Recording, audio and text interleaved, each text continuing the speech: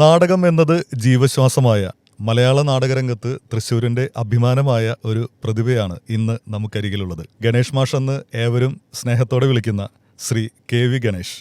സ്വാഗതം മാഷെ. സന്തോഷം.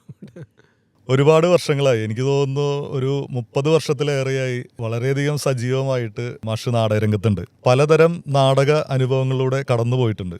നാടകം എന്നത് മാഷെ സംബന്ധിച്ച് രക്തത്തിലലിഞ്ഞൊരു വികാരം തന്നെയാണ്. ഒരിക്കലും സിനിമ എന്ന് പറയുന്ന നാടകം, സാധാരണഗതിയിൽ നാടകത്തിൽ തുടക്കം കുറിച്ച ഒരാളെ പിന്നീട് സ്വാധീനിക്കുന്ന പോലെ, പ്രലോഭിപ്പിക്കുന്ന പോലെ സിനിമ മാഷെ അങ്ങനെ പ്രലോഭിപ്പിച്ചതായിട്ട് കണ്ടിട്ടില്ല.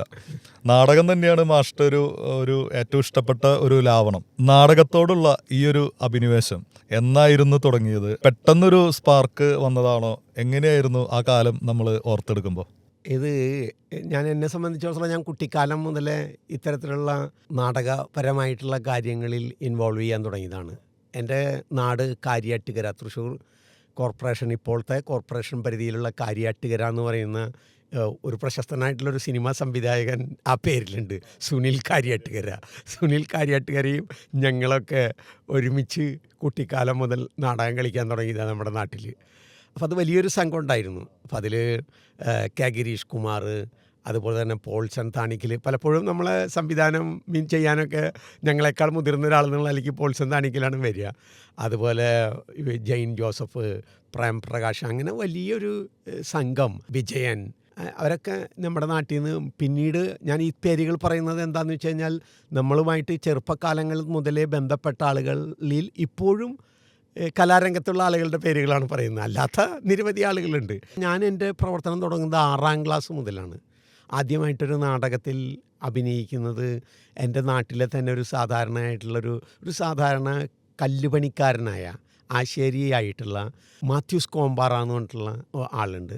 അദ്ദേഹമാണ് എന്നെ ആദ്യമായിട്ട് നാടകത്തിൽ അഭിനയിപ്പിക്കുന്നത്.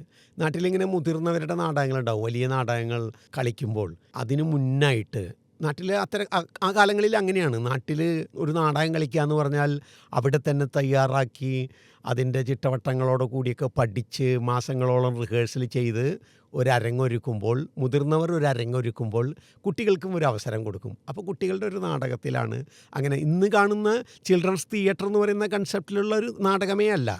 മുതിർന്നവരുടെ നാടക രീതി എങ്ങനെയാണോ അതേൻ്റെ ഒരു ചെറിയ ഒരു 15 മിനിറ്റ്, 20 മിനിറ്റ്, 30 മിനിറ്റ് ദൈർഘ്യമുള്ള ഒരു ചെറിയ നാടകം, അങ്ങനെയുള്ളൊരു നാടകത്തിലൂടെയാണ് ഞാൻ ആദ്യമായിട്ട് വരുന്നത്. അപ്പോൾ ആദ്യമായിട്ട് തന്നെ നാടകത്തിൻ്റെ അരങ്ങിലേക്ക് എത്തിച്ചത് സാധാരണക്കാരനായ ഒരു തൊഴിലാളിയായിട്ടുള്ള മാത്യൂസ് കോമ്പാറയാണ്. അത് ദേശാഭിമാനി സ്റ്റഡി സർക്കിൾ എന്ന് പറഞ്ഞത് ആയിട്ട് ബന്ധപ്പെട്ടിട്ടുള്ള ഇടതുപക്ഷ പ്രവർത്തനത്തിൻ്റെ ആ കാലത്തെ എൻ്റെ നാട്ടിലെ പ്രധാന പ്രവർത്തകരും ഒക്കെ മറ്റു ആളുകളും നാടക താല്പര്യം, അന്ന് ഇടതുപക്ഷമാണ് നേതൃത്വം കൊടുക്കുന്നതെങ്കിലും അത്തരത്തിലുള്ള നാടകം കലയാകുമ്പോൾ എല്ലാ ആളുകളും അതിനോട് ചേർന്ന് നിൽക്കും. അങ്ങനത്തെ ഒരു കാലമായിരുന്നു. അങ്ങനെയാണ് നമ്മളുടെയും നാടകത്തിലേക്കുള്ള പ്രവേശനം സാധ്യമായിട്ടുള്ളത്. പലപ്പോഴും എന്താ വെച്ച് കഴിഞ്ഞാൽ എല്ലാ കുട്ടികളും ഉള്ളതാണ്. എല്ലാ കുട്ടികൾക്കും ചെറുപ്പത്തിൽ എന്നെ ശ്രദ്ധിക്കണം എന്നുള്ളൊരു വികാരം ഞാൻ കുട്ടികളുടെ തിയേറ്ററിൽ കൂടി ചെയ്യുന്ന ഒരാളായതുകൊണ്ട് അത് എനിക്ക് കൃത്യമായിട്ട് അറിയാം. അപ്പോൾ കുട്ടികളൊക്കെ നമ്മൾ മുതിർന്നവരുടെ ഇടയിൽ നമ്മുടെ കൂടെ അങ്ങനെ ജീവിക്കുന്നുണ്ടെങ്കിലും അവരെ ശ്രദ്ധിക്കണമെന്ന് എല്ലാ കുട്ടികൾക്കും ആഗ്രഹം ഉണ്ടാവും. അതുപോലെ തന്നെ എനിക്കും എന്നെ അടയാളപ്പെടുത്തണം എന്നുള്ളൊരു ആഗ്രഹം ചെറുപ്പം മുതലുണ്ട്. ചിലപ്പോൾ ഞാൻ പാട്ടുപാടി നോക്കിയിട്ട് പരാജയപ്പെട്ടിട്ടുണ്ട്. ഞാൻ ചിത്രം വര മത്സരങ്ങൾക്ക് നിരവധി പോയിട്ടുണ്ട്. കുറച്ച് മോശമില്ലാത്ത രൂപത്തിലൊക്കെ വരയ്ക്കും. പക്ഷെ ഒരിക്കൽ പോലും അങ്ങനെ ഒരു മികച്ച ചിത്രകാരനാവാൻ എനിക്ക് കഴിഞ്ഞിട്ടില്ല. ഞാൻ കഥാപ്രസംഗം പറയാനായിട്ട് ശ്രമിച്ചു നോക്കിയിട്ട് പഠിക്കാതെ ശ്രമിച്ചിട്ടുണ്ട്. അപ്പോൾ അതിലൊന്നും എനിക്ക് ശോഭിക്കാൻ പറ്റിയിട്ടില്ല. പക്ഷേ ഇതിൻ്റെ എല്ലാം ചേർന്ന് വരുന്നൊരു കലാരൂപമാണ് അഭിനയത്തിന്, ചിത്രകലയ്ക്ക്, സംഗീതത്തിന്, നൃത്തത്തിന്, എല്ലാത്തിനും. ഡാൻസ് കളിച്ചിട്ടുണ്ട്. ഓണക്കളി ചെറുപ്പത്തിൽ അതൊക്കെ കളിച്ചിട്ടുണ്ട്. പിന്നെ ഓണക്കളിയിലൊക്കെ നമ്മൾ സംഘകലയാണ് ഏകദേശം. അപ്പോൾ ഓണക്കളിയൊക്കെ വട്ടക്കളിയിലൊക്കെ ഓണക്കാലത്തൊക്കെ നമ്മൾ പ്രാക്ടീസ് ചെയ്തിട്ട് നമ്മളത് ചെയ്തിട്ടുണ്ട്. അങ്ങനെ പലതരത്തിലുള്ള ആക്ടിവിറ്റീസ് കുട്ടിക്കാലം മുതലുണ്ടായിരുന്നു. നന്നായിട്ട് ഫുട്ബോൾ കളിക്കും, കിളിമാസ് ഭയങ്കരമായിട്ട്, നമ്മുടെ കബഡി, ഇങ്ങനെ പലതരത്തിലുള്ള കളികളുടെ ഒരു മേളമായിരുന്നു കുട്ടിക്കാലം. അതോടൊപ്പം കലയും പലതരത്തിൽ നമ്മൾ അടയാളപ്പെടുത്താൻ ശ്രമിച്ചിട്ടുണ്ട്. പക്ഷേ ആ യാത്രയിൽ ഏറ്റവും പ്രിയപ്പെട്ട ഒരിടമായിട്ട് എനിക്ക് പറ്റിയൊരിടം നാടകമാണെന്ന് കണ്ടെത്തുകയാണ് ഞാൻ ആ കാലത്ത് ചെയ്ത കാര്യം. പിന്നീട് നാടകത്തിന് അരങ്ങിലേക്ക് വന്നതിന് ശേഷം പിന്നെ അതിൽ നിന്ന് ഇറങ്ങിയിട്ടില്ല. ഇപ്പോഴും ആ അരങ്ങിൽ നാടകത്തിൻ്റെ സാധ്യതകളെ അന്വേഷിച്ചുകൊണ്ട് നാടകം പഠിച്ചുകൊണ്ടാണ് ഇപ്പോഴും യാത്ര ചെയ്യുന്നത്. ഈ നാടകവുമായി ബന്ധപ്പെട്ട് ഒരുപാട് പേരുമായിട്ട് ഒന്നിച്ച് സഹവസിക്കുന്നു. അപ്പോൾ ഒരിക്കലും ഒരു ഏകാഗിയായിട്ടുള്ള ഒരു മനുഷ്യൻ്റെ സ്വഭാവവിശേഷങ്ങളൊന്നുമില്ല. നമ്മളൊരു ബുദ്ധിജീവിയായി സമൂഹത്തിൽ നിന്ന് അകന്ന് നിൽക്കുന്ന ഒരാളൊന്നുമില്ല. എപ്പോഴും നാടകവുമായി ബന്ധപ്പെട്ട് പലരുമായിട്ടും പല ദിവസങ്ങളോളം ഒന്നിച്ച് കൂടുന്നു. കുട്ടികളുടേതായിട്ടുള്ള രസങ്ങളുമൊക്കെ ആയിട്ട് മുന്നോട്ട് പോകുന്നു. നാടകം കളിക്കുന്നു, നാടകം പഠിക്കുന്നു, നാടകത്തെപ്പറ്റി അറിയാനായിട്ട് ശ്രമിക്കുന്നു. പക്ഷേ ഒരു ഘട്ടം കഴിയുമ്പോൾ നാടകം ആണ് നമ്മുടെ ജീവിതം എന്ന് തിരിച്ചറിയുന്ന ഒരു നിമിഷമുണ്ട്. നാടകമില്ലെങ്കിൽ നമുക്ക് നമ്മുടെ ഒരു എക്സിസ്റ്റൻസി കണ്ടെത്താനായിട്ട് സാധിക്കില്ല. അല്ലെങ്കിൽ വേറൊരു ജോലി നമ്മൾ ട്രൈ ചെയ്യുന്നില്ല. നാടകത്തെ നമ്മൾ സീരിയസ് ആയിട്ട് അറിയാൻ ശ്രമിക്കുന്നു. നമുക്ക് മുന്നേ കടന്നു പോയിട്ടുള്ള പല മഹാരഥന്മാരുടെയും നാടക ശൈലി നമ്മളെ സ്വാധീനിക്കുന്നു. അങ്ങനെയാണ് നമ്മൾ അതിലേക്ക് കൂടുതൽ അടുക്കുന്നത്. ഇത് തന്നെയാണ് നമ്മുടെ ജീവിതമെന്ന് തിരിച്ചറിയുന്നത്. ആ ഒരു മൊമെന്റ് എങ്ങനെയായിരുന്നു, എന്നായിരുന്നു? ഈ ജോലി ഞാൻ ഇലക്ട്രോണിക്സാണ് പഠിച്ചിട്ടുണ്ടായിരുന്നത്. ഇലക്ട്രോണിക്സ് ഞാൻ പഠിച്ച് കുറച്ച് കാലം ഞാൻ ബോംബെയിൽ ഇലക്ട്രോണിക് ഒരു അസംബ്ലിങ് യൂണിറ്റിൽ സൂപ്പർവൈസറായിട്ടും ചെന്നൈയിലും ഒക്കെ ഞാൻ ജോലി ചെയ്തിട്ടുണ്ട്. പിന്നെ ഞാൻ എൻ്റെ അച്ഛൻ ഇവിടെ നടത്തിയിരുന്ന തൃശ്ശൂരിൽ നടത്തിയിരുന്ന ഒരു സ്ഥാപനമുണ്ട്. അച്ഛന് 49, എനിക്ക് 20 വയസ്സുള്ളപ്പോൾ അച്ഛൻ മരിച്ചിട്ടുണ്ടായിരുന്നു. ക്യാൻസർ വന്നിട്ട് മരിച്ചു. അപ്പോൾ അച്ഛൻ ഇവിടെ നടത്തിയിരുന്ന സ്ഥാപനം ഏറ്റെടുത്ത് അതിൻ്റെ ഒപ്പം നടക്കേണ്ടിയൊക്കെ വന്നിട്ടുണ്ട്. അതും വേണ്ട വിധത്തിൽ സക്സസ് ആവാതെ വന്നൊരു കാലത്ത് ഞാൻ പലതരത്തിലുള്ള തൊഴിലുകളിലേക്ക് പോയിട്ടുണ്ട്. പ്രത്യേകിച്ച് ഫുട്പാത്ത് കച്ചവടം വരെ നമ്മൾ നടത്തിയിട്ടുണ്ട്, പറ്റിയിട്ടുണ്ട്. എന്ന് പറഞ്ഞാൽ നമ്മൾ ജീവിതത്തിൽ വേറെ ആരുമില്ല നമുക്ക്. ഞാനും എനിക്ക് എൻ്റെ 2 സഹോദരിമാരും അമ്മയും മാത്രമാണുള്ളത്. അച്ഛൻ എൻ്റെ താഴെയാണ് മറ്റ് സഹോദരിമാരൊക്കെ. അപ്പോൾ അവരെ പഠിപ്പിക്കണം, അവരുടെ മറ്റ് കാര്യങ്ങളൊക്കെ നടത്തണം. വേറെ തരത്തിലിപ്പോൾ സാമ്പത്തികമായിട്ടുള്ളൊരു ഭദ്രത അങ്ങനെയും ഇല്ല താനും. കാരണം വെച്ച് കഴിഞ്ഞാൽ അച്ഛൻ ബ്ലഡ് ക്യാൻസറായിരുന്നു. അപ്പോൾ അന്നത്തെ കാലത്ത് അസുഖം ബാധിച്ച് പരമാവധി ചികിത്സയൊക്കെ നടത്തി കയ്യിലുള്ള എല്ലാ പണവും അവസാനിച്ച് അങ്ങനെ ഗുഡ് ബൈ പറഞ്ഞ് പോയിട്ടുള്ള അച്ഛനാണ്. അപ്പോൾ അച്ഛൻ എന്നെ നാടകരംഗത്ത് ഭയങ്കര താല്പര്യമായിരുന്നു. എന്നെ നന്നായി പ്രോത്സാഹിപ്പിച്ചിട്ടുണ്ടായിരുന്നു.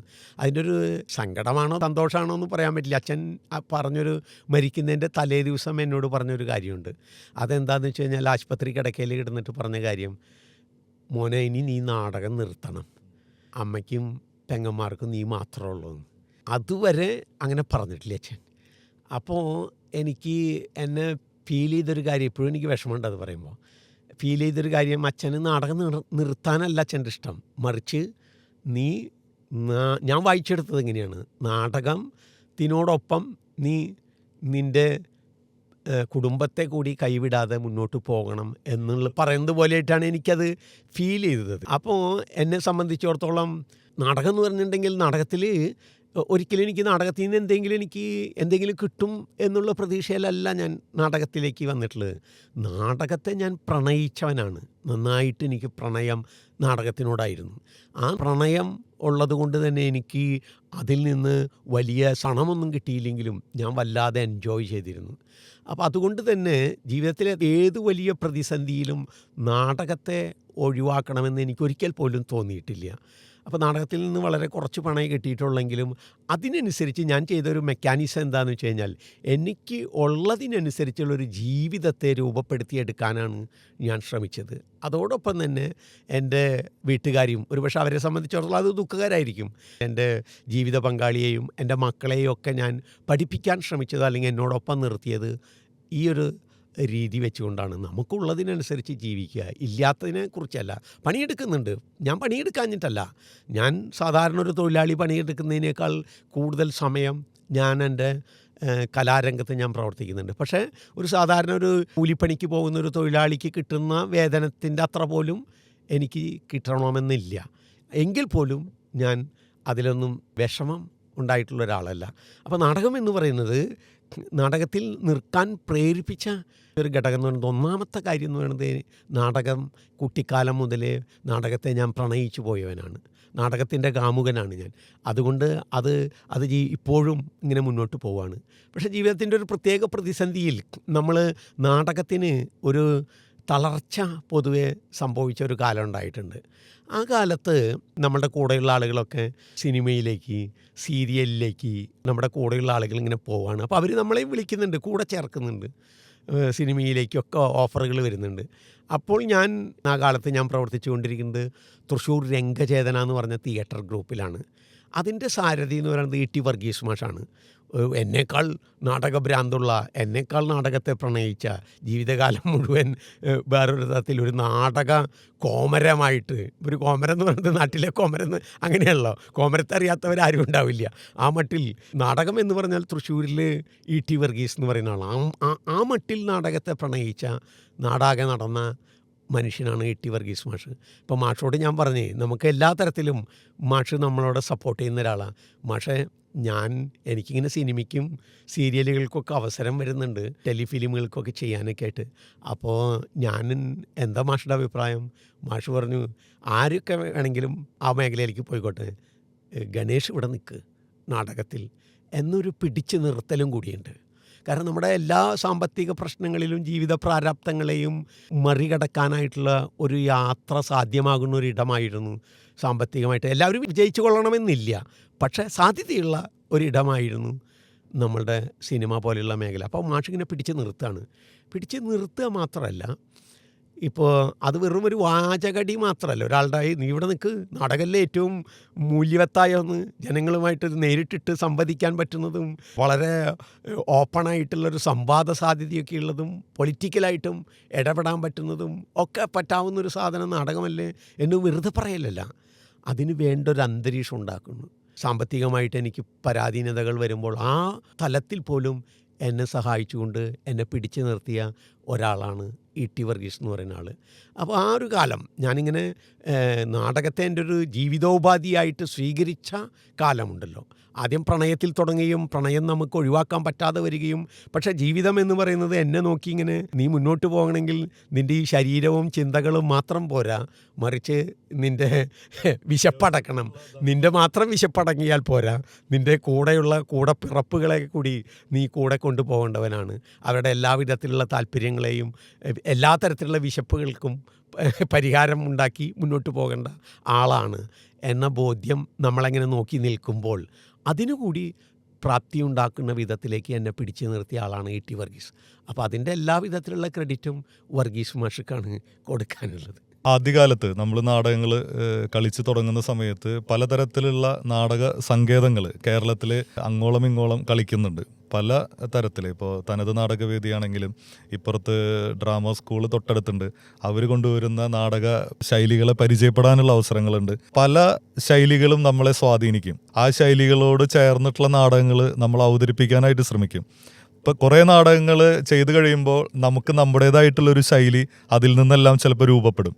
അപ്പോൾ അങ്ങനെ നമ്മളെ സ്വാധീനിച്ചിട്ടുള്ള നാടക ശൈലികൾ ഒരുപാട്, ഒരു ലോകത്ത് നടക്കുന്ന എല്ലാ നാടക പരിണാമങ്ങളും നാടകത്തിൽ വരുന്ന എല്ലാ മാറ്റങ്ങളും തൃശ്ശൂർ നമ്മൾ നേരിട്ട് കണ്ടിട്ടുണ്ട്. അതിൻ്റെയൊക്കെ വക്താക്കളും ഇവിടെ ഉണ്ടായിട്ടുണ്ട്.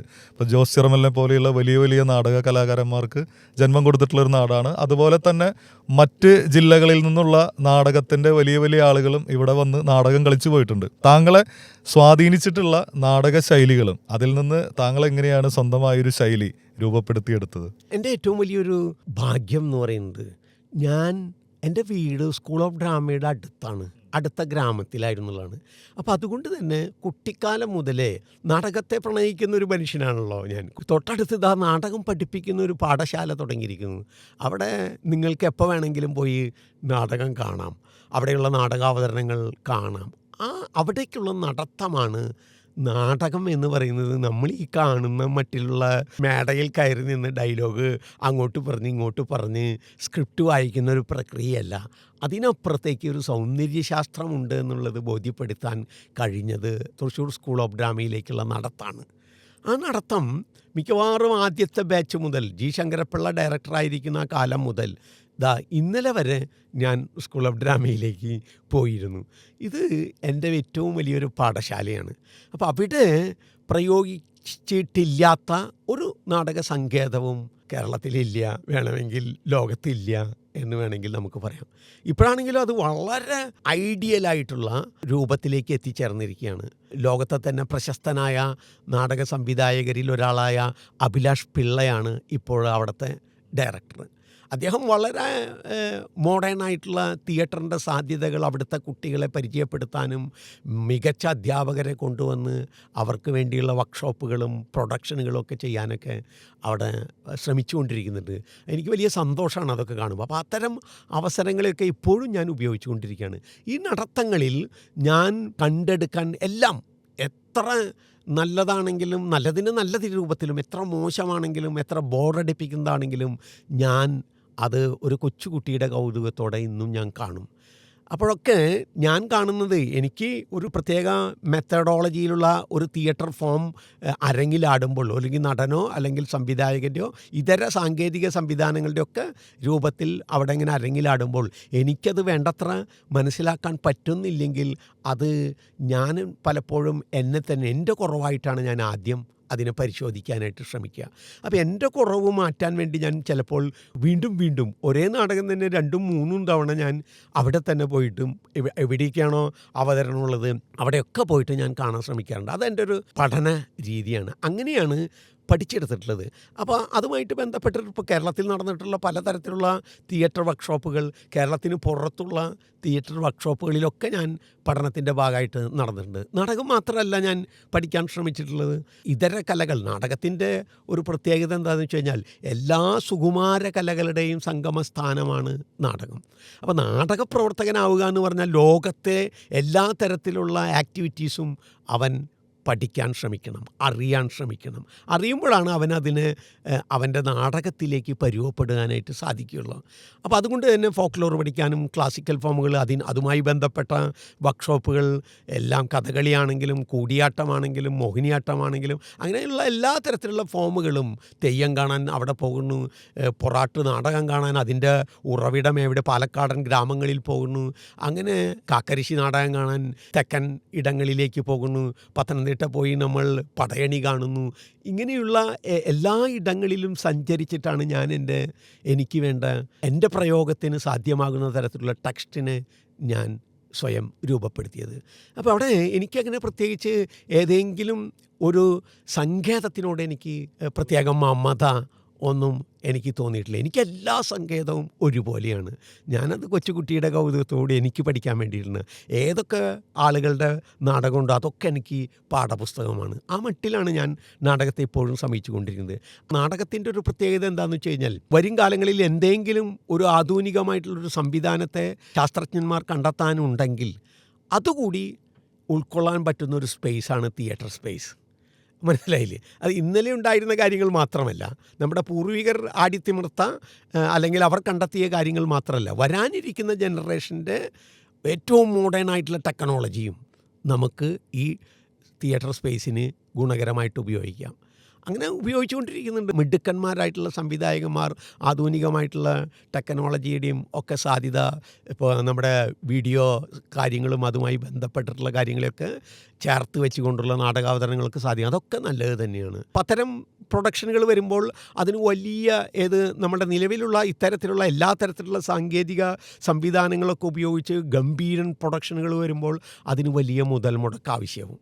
ഈ മുതൽ മുടക്ക് ഏകദേശം ഒരു സിനിമയൊക്കെ പിടിക്കാൻ പറ്റാവുന്ന വിധത്തിൽ അത്രയും മുതൽ മുടക്കൊക്കെ വരുന്ന നാടകങ്ങൾ നമ്മുടെ കേരളത്തിൽ തന്നെ ഉണ്ടാകുന്നുണ്ട്.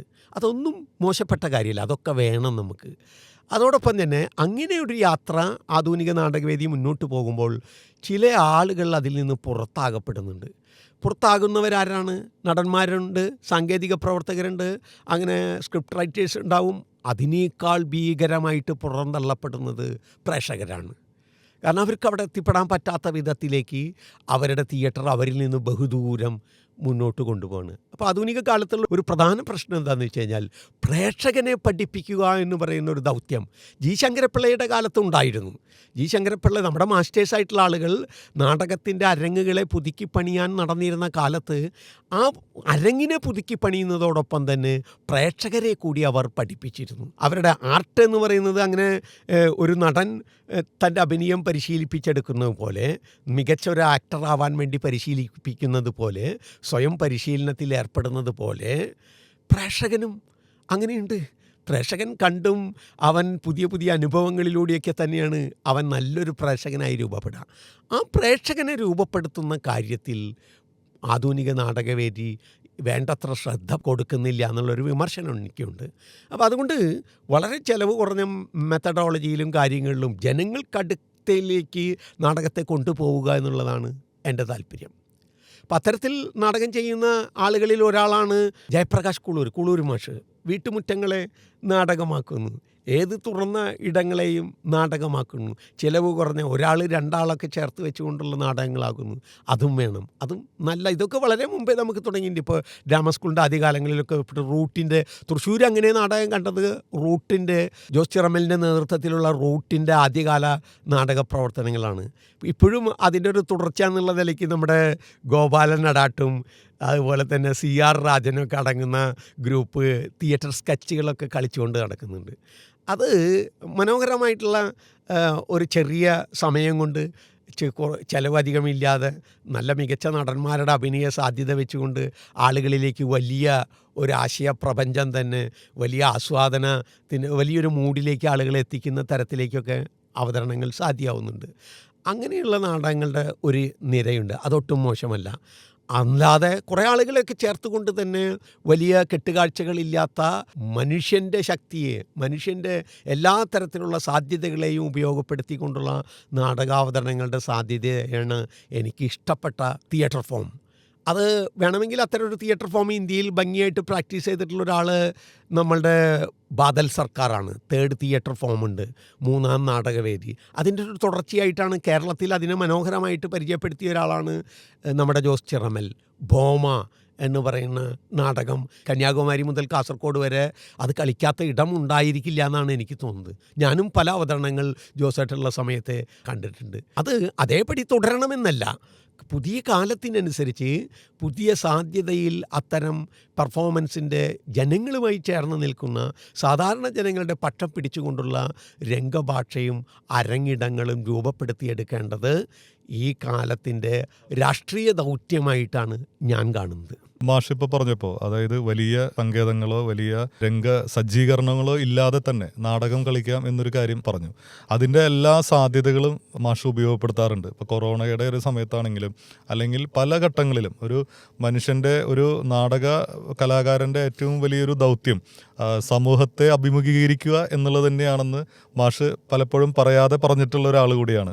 അത് സോഷ്യൽ മീഡിയ ഏറ്റവും കൂടുതൽ ശക്തമായി നിൽക്കുന്ന സമയത്ത് ഈ നാടകത്തിൻ്റെ ചെറിയ രീതിയിൽ ഷൂട്ട് ചെയ്ത് അത് സോഷ്യൽ മീഡിയയിലൂടെ പ്രചരിപ്പിക്കുകയും, പ്രത്യേകിച്ച് അത് കൊറോണയുടെ സമയത്തൊക്കെ ഉണ്ടായിരുന്നു. അങ്ങനെ പല ദൗത്യങ്ങളും മാഷ് നിർവഹിച്ചിട്ടുണ്ട്. അപ്പോൾ അതിൻ്റെയൊക്കെ ഒരു സാധ്യതകൾ, ഇപ്പോൾ സ്റ്റേജിനപ്പുറം നാടകത്തിൻ്റെ സാധ്യതകൾ, സമൂഹത്തെ അഭിമുഖീകരിക്കുന്നു, സമൂഹം ഓരോ കാലഘട്ടങ്ങളിലും അഭിമുഖീകരിക്കുന്ന ഒരുപാട് പ്രശ്നങ്ങളുണ്ട്. അതിനെയൊക്കെ ഒരു നാടക കലാകാരൻ അദ്ദേഹത്തിൻ്റെ കണ്ണിലൂടെ എങ്ങനെ കാണുന്നു എന്നുള്ളതും അതിനെ എങ്ങനെ തൻ്റേതായ രീതിയിൽ ആവിഷ്കരിക്കുന്നു എന്നുള്ളതും വളരെ പ്രാധാന്യമുള്ള ഒരു കാര്യമാണ്. അതിന് വലിയ ആധുനിക സജ്ജീകരണങ്ങളോ അല്ലെങ്കിൽ സ്റ്റേജോ ഒരുപാട് ഓഡിയൻസോ ഉണ്ടെങ്കിൽ മാത്രമേ നമ്മൾ നാടകം കളിക്കുള്ളൂ എന്ന് പറയുന്നതിലും വലിയ കാര്യമില്ല എന്ന് വിശ്വസിക്കുന്ന ആളാണ്. നമുക്ക് ചെയ്യാനുള്ള കാര്യങ്ങൾ വളരെ ലളിതമായിട്ട് തന്നെ ചെയ്യാൻ പറ്റും എന്ന് പ്രൂവ് ചെയ്തിട്ടുള്ള ഒരാൾ കൂടിയാണ്. എങ്ങനെയാണ് ഇത്തരം കാര്യങ്ങൾ, ഈ പറഞ്ഞതിൻ്റെ തുടർച്ച തന്നെയാണ് എങ്കിലും എങ്ങനെയാണ് ഇത്തരം കാര്യങ്ങളെ സമീപിക്കുന്നത്? ഇത് ശരിക്കിപ്പോൾ പറഞ്ഞ കാര്യമുണ്ടല്ലോ, അത് കറക്റ്റ് എനിക്ക് ഫീൽ ചെയ്തത് എപ്പോഴാണെന്ന് വെച്ചാൽ ഈ കൊറോണ കാലത്താണ്. കൊറോണ നമ്മൾ എല്ലാവരും അവനവൻ്റെ വീട്ടിലിരിക്കണമെന്നുള്ള പ്രഖ്യാപനത്തോടു കൂടി കൊറോണ വരുന്നു. ഗവൺമെൻറ്റുകൾ അത്തരത്തിൽ അത് പ്രാവർത്തികമാക്കാൻ വേണ്ടി തലങ്ങും വിലങ്ങും ഓടുന്നു. ഞാൻ വീട്ടിലിരിക്കുന്നു. അതുവരെ ഉണ്ടായിരുന്ന എൻ്റെ അവസ്ഥ എന്താണെന്ന് വെച്ച് കഴിഞ്ഞാൽ, ഒരു രാവും പകലും ഇല്ലാതെ ഇങ്ങനെ ഓടി നടന്ന് അരങ്ങിൽ നിന്ന് അരങ്ങിലേക്ക്, അല്ലെങ്കിൽ സ്കൂളുകളിൽ നിന്ന് സ്കൂളുകളിലേക്ക്, കുട്ടികളുടെ വിവിധ ഗ്രൂപ്പുകളിലേക്ക്, വിവിധ ആദിവാസി വിഭാഗങ്ങൾക്കിടയിലുള്ള വർക്ക്ഷോപ്പുകൾ നടത്തുന്നു, സ്ത്രീകൾക്കിടയിൽ, അങ്ങനെ അരികുവൽക്കരിക്കപ്പെട്ട ആളുകൾക്കിടയിലും ഒപ്പം തന്നെ ഇതര നാടക സംവിധാനങ്ങളൊക്കെ ഓടി നടന്ന് വിശ്രമമില്ലാതെ ഇങ്ങനെ ഓടി നടക്കുന്ന ഒരാളായിരുന്നു ഞാൻ. വീട്ടിലിങ്ങനെ ഇരുന്നപ്പോൾ ആണ് സത്യത്തിൽ ഞാൻ വല്ലാതെ തളർന്നു പോയത്. ഒന്നും ചെയ്യാനില്ലാത്തൊരവസ്ഥ. കാരണം മുന്നോട്ട് എങ്ങനെയെന്നുള്ള ഒരു ഐഡിയ ഇല്ലാതാവുന്നു. വേണമെങ്കിൽ പുസ്തകങ്ങളൊക്കെ ഇരുന്ന് വായിക്കാം, പക്ഷെ അതൊന്നും ചെയ്യാൻ പറ്റുന്നില്ല ഒരു തരം. ആ സമയത്ത് വന്ന കൊറോണ കാലത്ത് വന്ന ആദ്യത്തെ ലോക നാടക ദിനം മാർച്ച് 27-ന് ഞാൻ എന്തെങ്കിലും ചെയ്യാറുള്ളതാണ്. ഞാൻ രണ്ടും കൽപ്പിച്ച് മാർച്ച് 27-ന് ആദ്യത്തെ കൊറോണ എന്ന് പറയുന്ന വൈറസിന് ഞാനൊരു ദൃശ്യഭാഷ ഉണ്ടാക്കുകയാണ്. ഒരുപക്ഷേ ലോകത്ത് ആദ്യമായിട്ട് അത്തരത്തിലുള്ളൊരു ദൃശ്യഭാഷ ഉണ്ടാക്കിയത് ഞാൻ തന്നെയായിരിക്കും എന്നാണ് ഞാൻ വിചാരിക്കുന്നത്. എൻ്റെ വീട്ടിലുള്ള കടലാസും മൈദപ്പശയും ചില കൺമഷിയും മേക്കപ്പ് സാധനങ്ങളൊന്നുമില്ല. ഞാൻ മേക്കപ്പ് മാനാണ്, ഞാൻ സെറ്റ് ഡിസൈനറാണ്, ഞാൻ കോസ്റ്റ്യൂം ഡിസൈനറാണ്, ഒക്കെ ഞാൻ ചെയ്തിട്ടുള്ള ആളാണ് നന്നായിട്ട്. അതൊക്കെ എൻ്റെ ആദ്യകാലങ്ങളിൽ ചെയ്തിട്ടുള്ളതാണ്. അപ്പോൾ ആ വീട്ടിലുള്ള സാധ്യതകൾ ഉപയോഗിച്ചുകൊണ്ട് ഞാനൊരു കൊറോണയുടെ രൂപം ഞാനങ്ങോട്ട് മുഖത്തെഴുത്തും തലയിലൊക്കെ ഇങ്ങനെ ഒട്ടിച്ചു വെച്ചും അങ്ങനെ ഒരു കൊറോണയുടെ ഒരു രൂപം ഉണ്ടാക്കുകയാണ്. കൈയൊക്കെ മഞ്ഞ നിറമാക്കിയൊക്കെ ചെയ്ത് ഞാനൊരു കൊറോണയാവാണ്. ഞാനൊരു കൊറോണ വൈറസായിട്ട് ഞാൻ വിശ്വപൗരൻ എന്ന ഒരു ചെറിയ ഒരു പെർഫോമൻസ് വീഡിയോയിൽ ഒരു മൊബൈൽ ഫോണിൽ ഷൂട്ട് ചെയ്തിട്ട് ഞാനങ്ങോട്ട് രംഗചേതനയുടെ ലോകനാടക ദിനാശംസകൾ എന്ന് പറഞ്ഞിട്ട് ആദ്യമായിട്ട് റേസ് ചെയ്യാണ്. അത് വല്ലാതെ ജനങ്ങളെ ഏറ്റെടുത്തു എന്ന് പറഞ്ഞാൽ ഭയങ്കരമായിട്ട് അത് ഏറ്റെടുത്തു. അത് ചടപടാന്ന് പറഞ്ഞിട്ട് അത് ഭയങ്കരമായിട്ട് ഇങ്ങനെ പറന്ന് നടക്കുന്നു. എനിക്ക് തന്നെ വിദേശത്തൊക്കെയുള്ള ചില നമ്മളുടെ സുഹൃത്തുക്കളൊക്കെ എനിക്കത് ഇത് തൃശ്ശൂരുള്ള ഒരാളാണെന്ന് പറയുന്നത്. എന്നെ മനസ്സിലാവില്ല, കാരണം അത്രമാത്രം മേക്കപ്പൊക്കെ ചെയ്തിട്ടൊരു രൂപമായിരുന്നു. അപ്പോൾ ഞാൻ മനസ്സിലാവില്ല, എനിക്ക് തന്നെ ഇതാരാ എന്ന് വെച്ചിട്ട് എനിക്ക് തന്നെ പലരും ഷെയർ ചെയ്യുന്നു.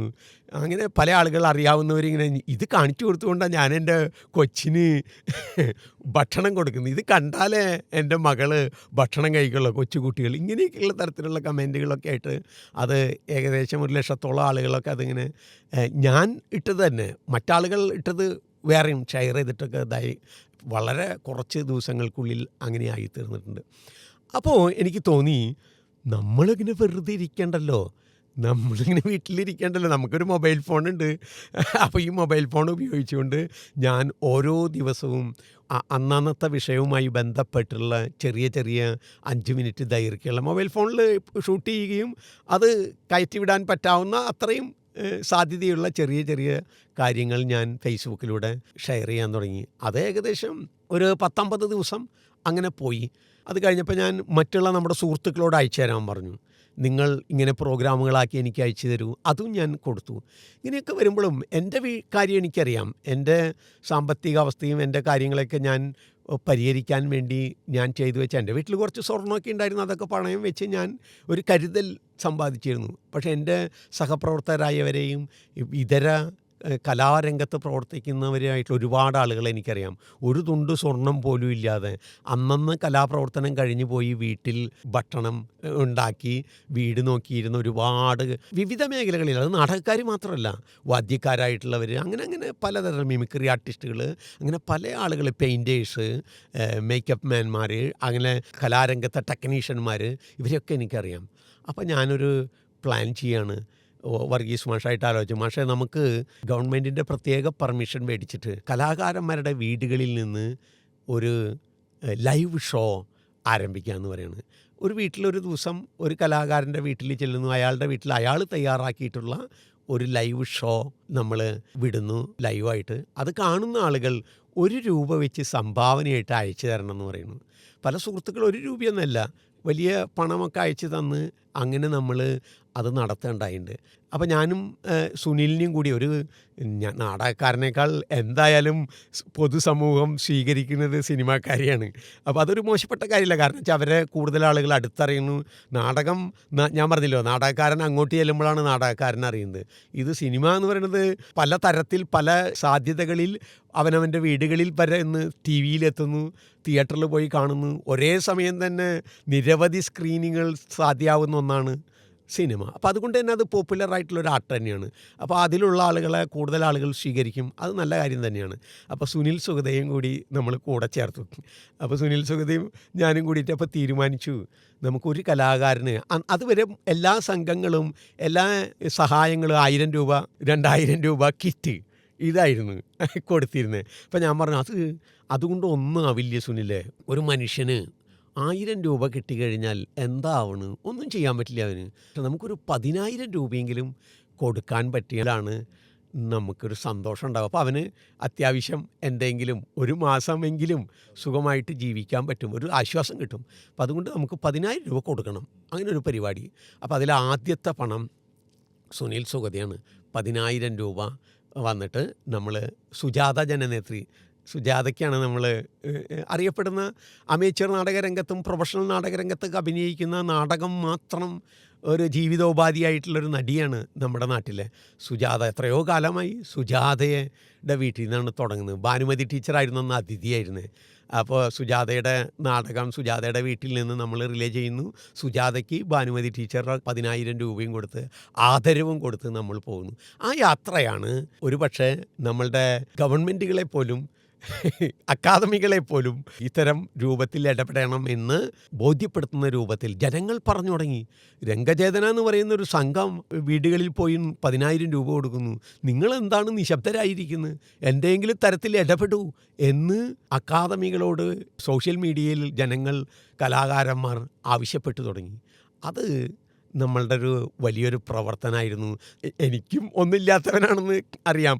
ഓരോ തവണയും വർഗീസ് മാഷ് സുനിലൊക്കെ പറയും, ഇനി ഗണേഷിൻ്റെ വീട്ടിലാവാം, ഗണേഷിന് 10,000 രൂപ തരുന്ന പരിപാടിയാവാം. അപ്പം ഞാൻ പറഞ്ഞു, 50ാമത്തെ ആളായിട്ട് 50 വീടുകൾ പോയിട്ട് 51ാമത്തെ ആളായിട്ട് എൻ്റെ വീട്ടിൽ ചെയ്യാമെന്ന് പറഞ്ഞു. അല്ലെങ്കിൽ അത് എനിക്ക് വേണ്ടിയുള്ളൊരു പരിപാടിയായി തീരില്ലോ. പക്ഷെ നമുക്കത് ഒരു 36 വീടുകളിലാണ് നമുക്കത് പോകാൻ പറ്റിയത്. 36 വീടുകളിൽ നമ്മൾ 10,000 രൂപ വെച്ച് കൊടുക്കാൻ സാധിച്ചു. നമ്മൾ വിചാരിച്ച പോലെയൊന്നുമല്ല.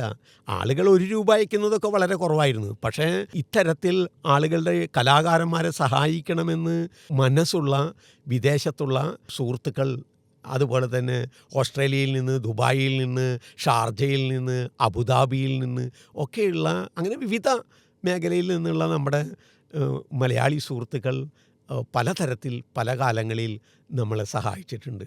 ആ പണം കൊണ്ടാണ് നമുക്ക് ഈ 36 വീടുകളിൽ 10,000 രൂപ വെച്ച് കൊടുക്കാൻ പറ്റിയത്. അതേപോലെ തന്നെ ഈ ഒരു യൂണിറ്റ് പോകണമല്ലോ, ഒരു കാറ് ചിലവുണ്ട്. ഈ 10,000 രൂപ മാത്രമല്ല, ഒരു ക്യാമറ എനിക്കൊപ്പം നിൽക്കുന്ന 3 പേരുണ്ടാവും. ക്യാമറ പിടിക്കുകയും മറ്റതിൻ്റെ ലൈറ്റ് ചെയ്യുകയൊക്കെ ചെയ്യുന്ന സൗണ്ട്. അപ്പോൾ അവർക്ക് എനിക്ക് പണമില്ലെങ്കിലും ആ കൂടെ വരുന്ന ചെറുപ്പക്കാർക്ക് പണം കൊടുക്കണ്ടേ.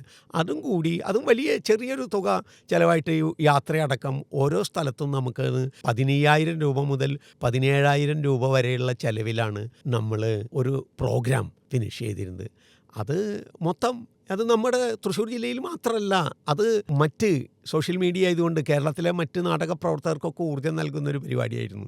അവരുടെ നാടുകളിൽ അവർ അത്തരത്തിലുള്ള പരിപാടികളൊക്കെ പലരും പിന്നീട് ആസൂത്രണം ചെയ്തു. ഞാനൊരു വിഷയത്തിൽ ഏർപ്പെടുമ്പോൾ അത് എനിക്ക് വേണ്ടി എന്നുള്ള അർത്ഥത്തിലല്ല. ഞാനടങ്ങുന്ന ഒരു കലാ കുടുംബത്തിന്, കലാസമൂഹത്തിന്, സോഷ്യൽ ആയിട്ടുള്ള എൻ്റെ ചുറ്റുപാടും കലയെ ഇഷ്ടപ്പെടുന്ന ജനവിഭാഗത്തിന് അവർക്കൊക്കെ വേണ്ടിയിട്ടുള്ള ഒരു ആശയത്തെ രൂപപ്പെടുത്താനാണ് അവരുടെ പക്ഷം നിൽക്കുക. എനിക്കല്ല, അവരുടെ പക്ഷം നിന്നുകൊണ്ടാണ് എപ്പോഴും ഞാൻ ചിന്തിക്കാറ്. അപ്പോൾ പലതരത്തിലുള്ള സമരങ്ങളൊക്കെ നമ്മൾ ചെയ്തിട്ടുണ്ടല്ലോ. അതിൻ്റെയൊക്കെ അടിസ്ഥാനം അതാണ്. വ്യക്തിപരമായിട്ടുള്ള എൻ്റെ ഏതെങ്കിലും ഒരു സാധ്യതയ്ക്ക് വേണ്ടി, കാര്യത്തിന് വേണ്ടി ജീവിതത്തിൽ ഇന്ന് വരെ ഒരു ആവശ്യവും ഉന്നയിച്ചിട്ടും ഒരു സമരവും ഒരു പ്രതിഷേധവും ഞാൻ ഇന്ന് വരെ ഉണ്ടാക്കിയിട്ടില്ല എന്നുള്ളതാണ്. ഈ 59ാമത്തെ വയസ്സിൽ 59 വയസ്സിലേക്ക് പോവുകയാണ് ഈ ഡിസംബർ 15-ന്.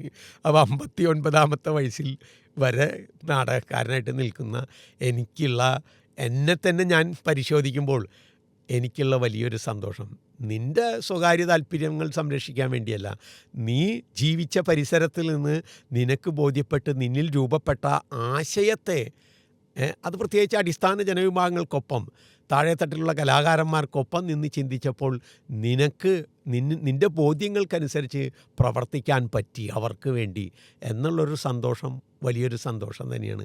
അതാണ് കോവിഡ് കാലത്തും ഞാനടങ്ങുന്ന എൻ്റെ സംഘത്തെ അങ്ങനെ മൂവ് ചെയ്യിപ്പിക്കാൻ എനിക്ക് സാധിച്ചത്. KV ഗണേഷ് എന്ന് പറഞ്ഞ ഒരു നാടക പ്രവർത്തകനെ സംബന്ധിച്ച്, അല്ലെങ്കിൽ നാടക സംവിധായകൻ, നാടക രചയിതാവ്, അതോടൊപ്പം നടൻ എന്നിങ്ങനെ വിവിധ മേഖലകളിൽ പ്രവർത്തിച്ചുള്ള ഒരു നാടക പ്രണയിയെ സംബന്ധിച്ചിടത്തോളം കുട്ടികളോടൊപ്പമാണ് ഏറ്റവും കൂടുതൽ ഒരു നാടകകാലം കഴിഞ്ഞിട്ടുണ്ടാവുക. കാരണം കുട്ടികൾക്ക് വേണ്ടി നാടകങ്ങൾ ഒരുക്കുന്നതിൽ എന്നും താങ്കൾ ഏറെ സന്തോഷവാനായിരുന്നു. ഒരുപാട് നാടകങ്ങൾ കുട്ടികൾക്ക് വേണ്ടി രചിച്ചിട്ടുണ്ട് എന്ന് തോന്നുന്നു. അതുപോലെ കുട്ടികൾക്ക് വേണ്ടി നാടകങ്ങൾ സംവിധാനം ചെയ്തിട്ടുണ്ടെന്ന് തോന്നുന്നു. എൻ്റെ അറിവിൽ അജയൻ അടാട്ട്, ഇപ്പോൾ 2 സംസ്ഥാന പുരസ്കാരങ്ങളൊക്കെ നേടിയിട്ടുള്ള അജയൻ അടാട്ട് ഇവിടെ ശബ്ദലേഖനത്തെ പറ്റിയിട്ട് ഒരു പോഡ്കാസ്റ്റ് ഞങ്ങൾ ചെയ്തിരുന്നു.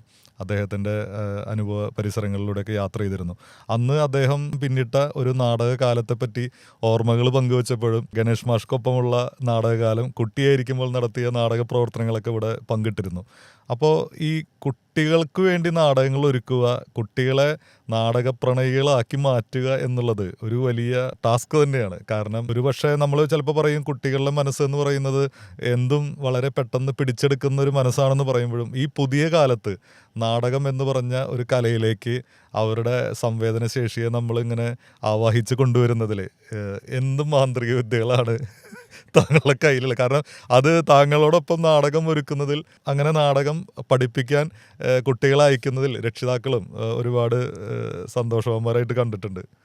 അത് ഈ അതെന്താ വെച്ചാൽ കുട്ടികളുടെ കാര്യത്തിൽ പറയുമ്പോൾ ഒരു ചിൽഡ്രൻസ് തിയേറ്റർ എന്ന് പറയുന്ന ഒരു സങ്കല്പം രൂപപ്പെട്ടു വരുന്നത് കുട്ടികളുടെ പഠനവുമായി ബന്ധപ്പെട്ടും അവരുടെ വ്യക്തിത്വ വികാസത്തിനൊക്കെ സഹായകമാകുന്ന ഒരു നല്ലൊരു ടൂളായിട്ടാണ് തിയേറ്ററിന് ഉപയോഗിച്ചുകൊണ്ടിരിക്കുന്നത്. ഇപ്പോഴാണെങ്കിലോ തിയേറ്റർ എന്ന് പറയുന്നത് കേവലം അരങ്ങിലേക്ക്, ഒരു നാടകത്തിൻ്റെ അരങ്ങിലേക്ക് ഒരാളെ പരിവപ്പെടുത്താനോ അല്ലെങ്കിൽ സിനിമയിലേക്ക് പ്രൊമോട്ട് ചെയ്യാനോ വേണ്ടിയിട്ടുള്ളൊരു വേദി മാത്രമല്ല, ജീവിതത്തിൻ്റെ എല്ലാ ഇടങ്ങളിലേക്കും നമ്മളെ സജ്ജരാക്കാൻ, കൂടുതൽ ഉണർവോടുകൂടി സജ്ജരാക്കാൻ പറ്റുന്ന ഒരു ടൂളായിട്ട് തിയേറ്ററിനെ ലോകവ്യാപകമായിട്ട് ഉപയോഗിച്ചു കൊണ്ടിരിക്കുന്നുണ്ട്. ഞാനും കുട്ടികളുടെ തിയേറ്ററിലേക്ക് വരുന്നത് ഈ തിയേറ്റർ വളരെ സീരിയസ് ആയിട്ട് പഠിക്കാൻ തുടങ്ങുമ്പോൾ ആ കുട്ടികളുടെ തിയേറ്ററിൻ്റെ ഈ ഒരു എലമെൻറ്റ് മനസ്സിലാക്കിക്കൊണ്ട് തന്നെയാണ് നമ്മൾ ഈ കുട്ടികളുടെ തിയേറ്ററിലേക്ക് വരുന്നത്. രംഗചേതനയിലേക്കുള്ള എൻ്റെ പ്രവേശം സമയത്തിന് തന്നെയാണ് കുട്ടികളുടെ തിയേറ്ററിലേക്ക് ഞാൻ വളരെ സജീവമായിട്ട് വരുന്നത്. അപ്പോൾ ഏകദേശം രംഗചേതനയിൽ തന്നെ കുട്ടികളുടെ തിയേറ്ററിൻ്റെ പ്രവർത്തനവുമായി പങ്കെടുക്കാൻ തുടങ്ങിയിട്ട് ഏകദേശം 37 വർഷമായി.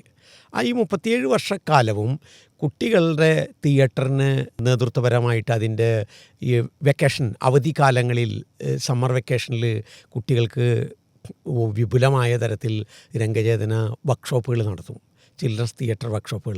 ആ വർക്ക്ഷോപ്പുകളിൽ ഒരു മാസം നീണ്ടു നിൽക്കുന്ന വർക്ക്ഷോപ്പുകളിൽ കുട്ടികൾ എല്ലാ ദിവസവും വരികയും അവർ പലതരം കളികളിൽ ഏർപ്പെട്ട് നാടകം, അതിൻ്റെ ഒരു പ്രൊഡക്റ്റ് എന്നുള്ള നിലയ്ക്ക് ഒരു നാടകം രൂപപ്പെടുന്നു. അതാണ് അതിൻ്റെ ഒരു പ്രോസസ്സ്.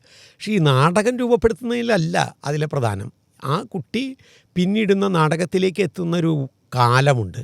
അത് ചിലപ്പോൾ 25 ദിവസമാവാം, 1 മാസമാവാം, 2 മാസമാവാം.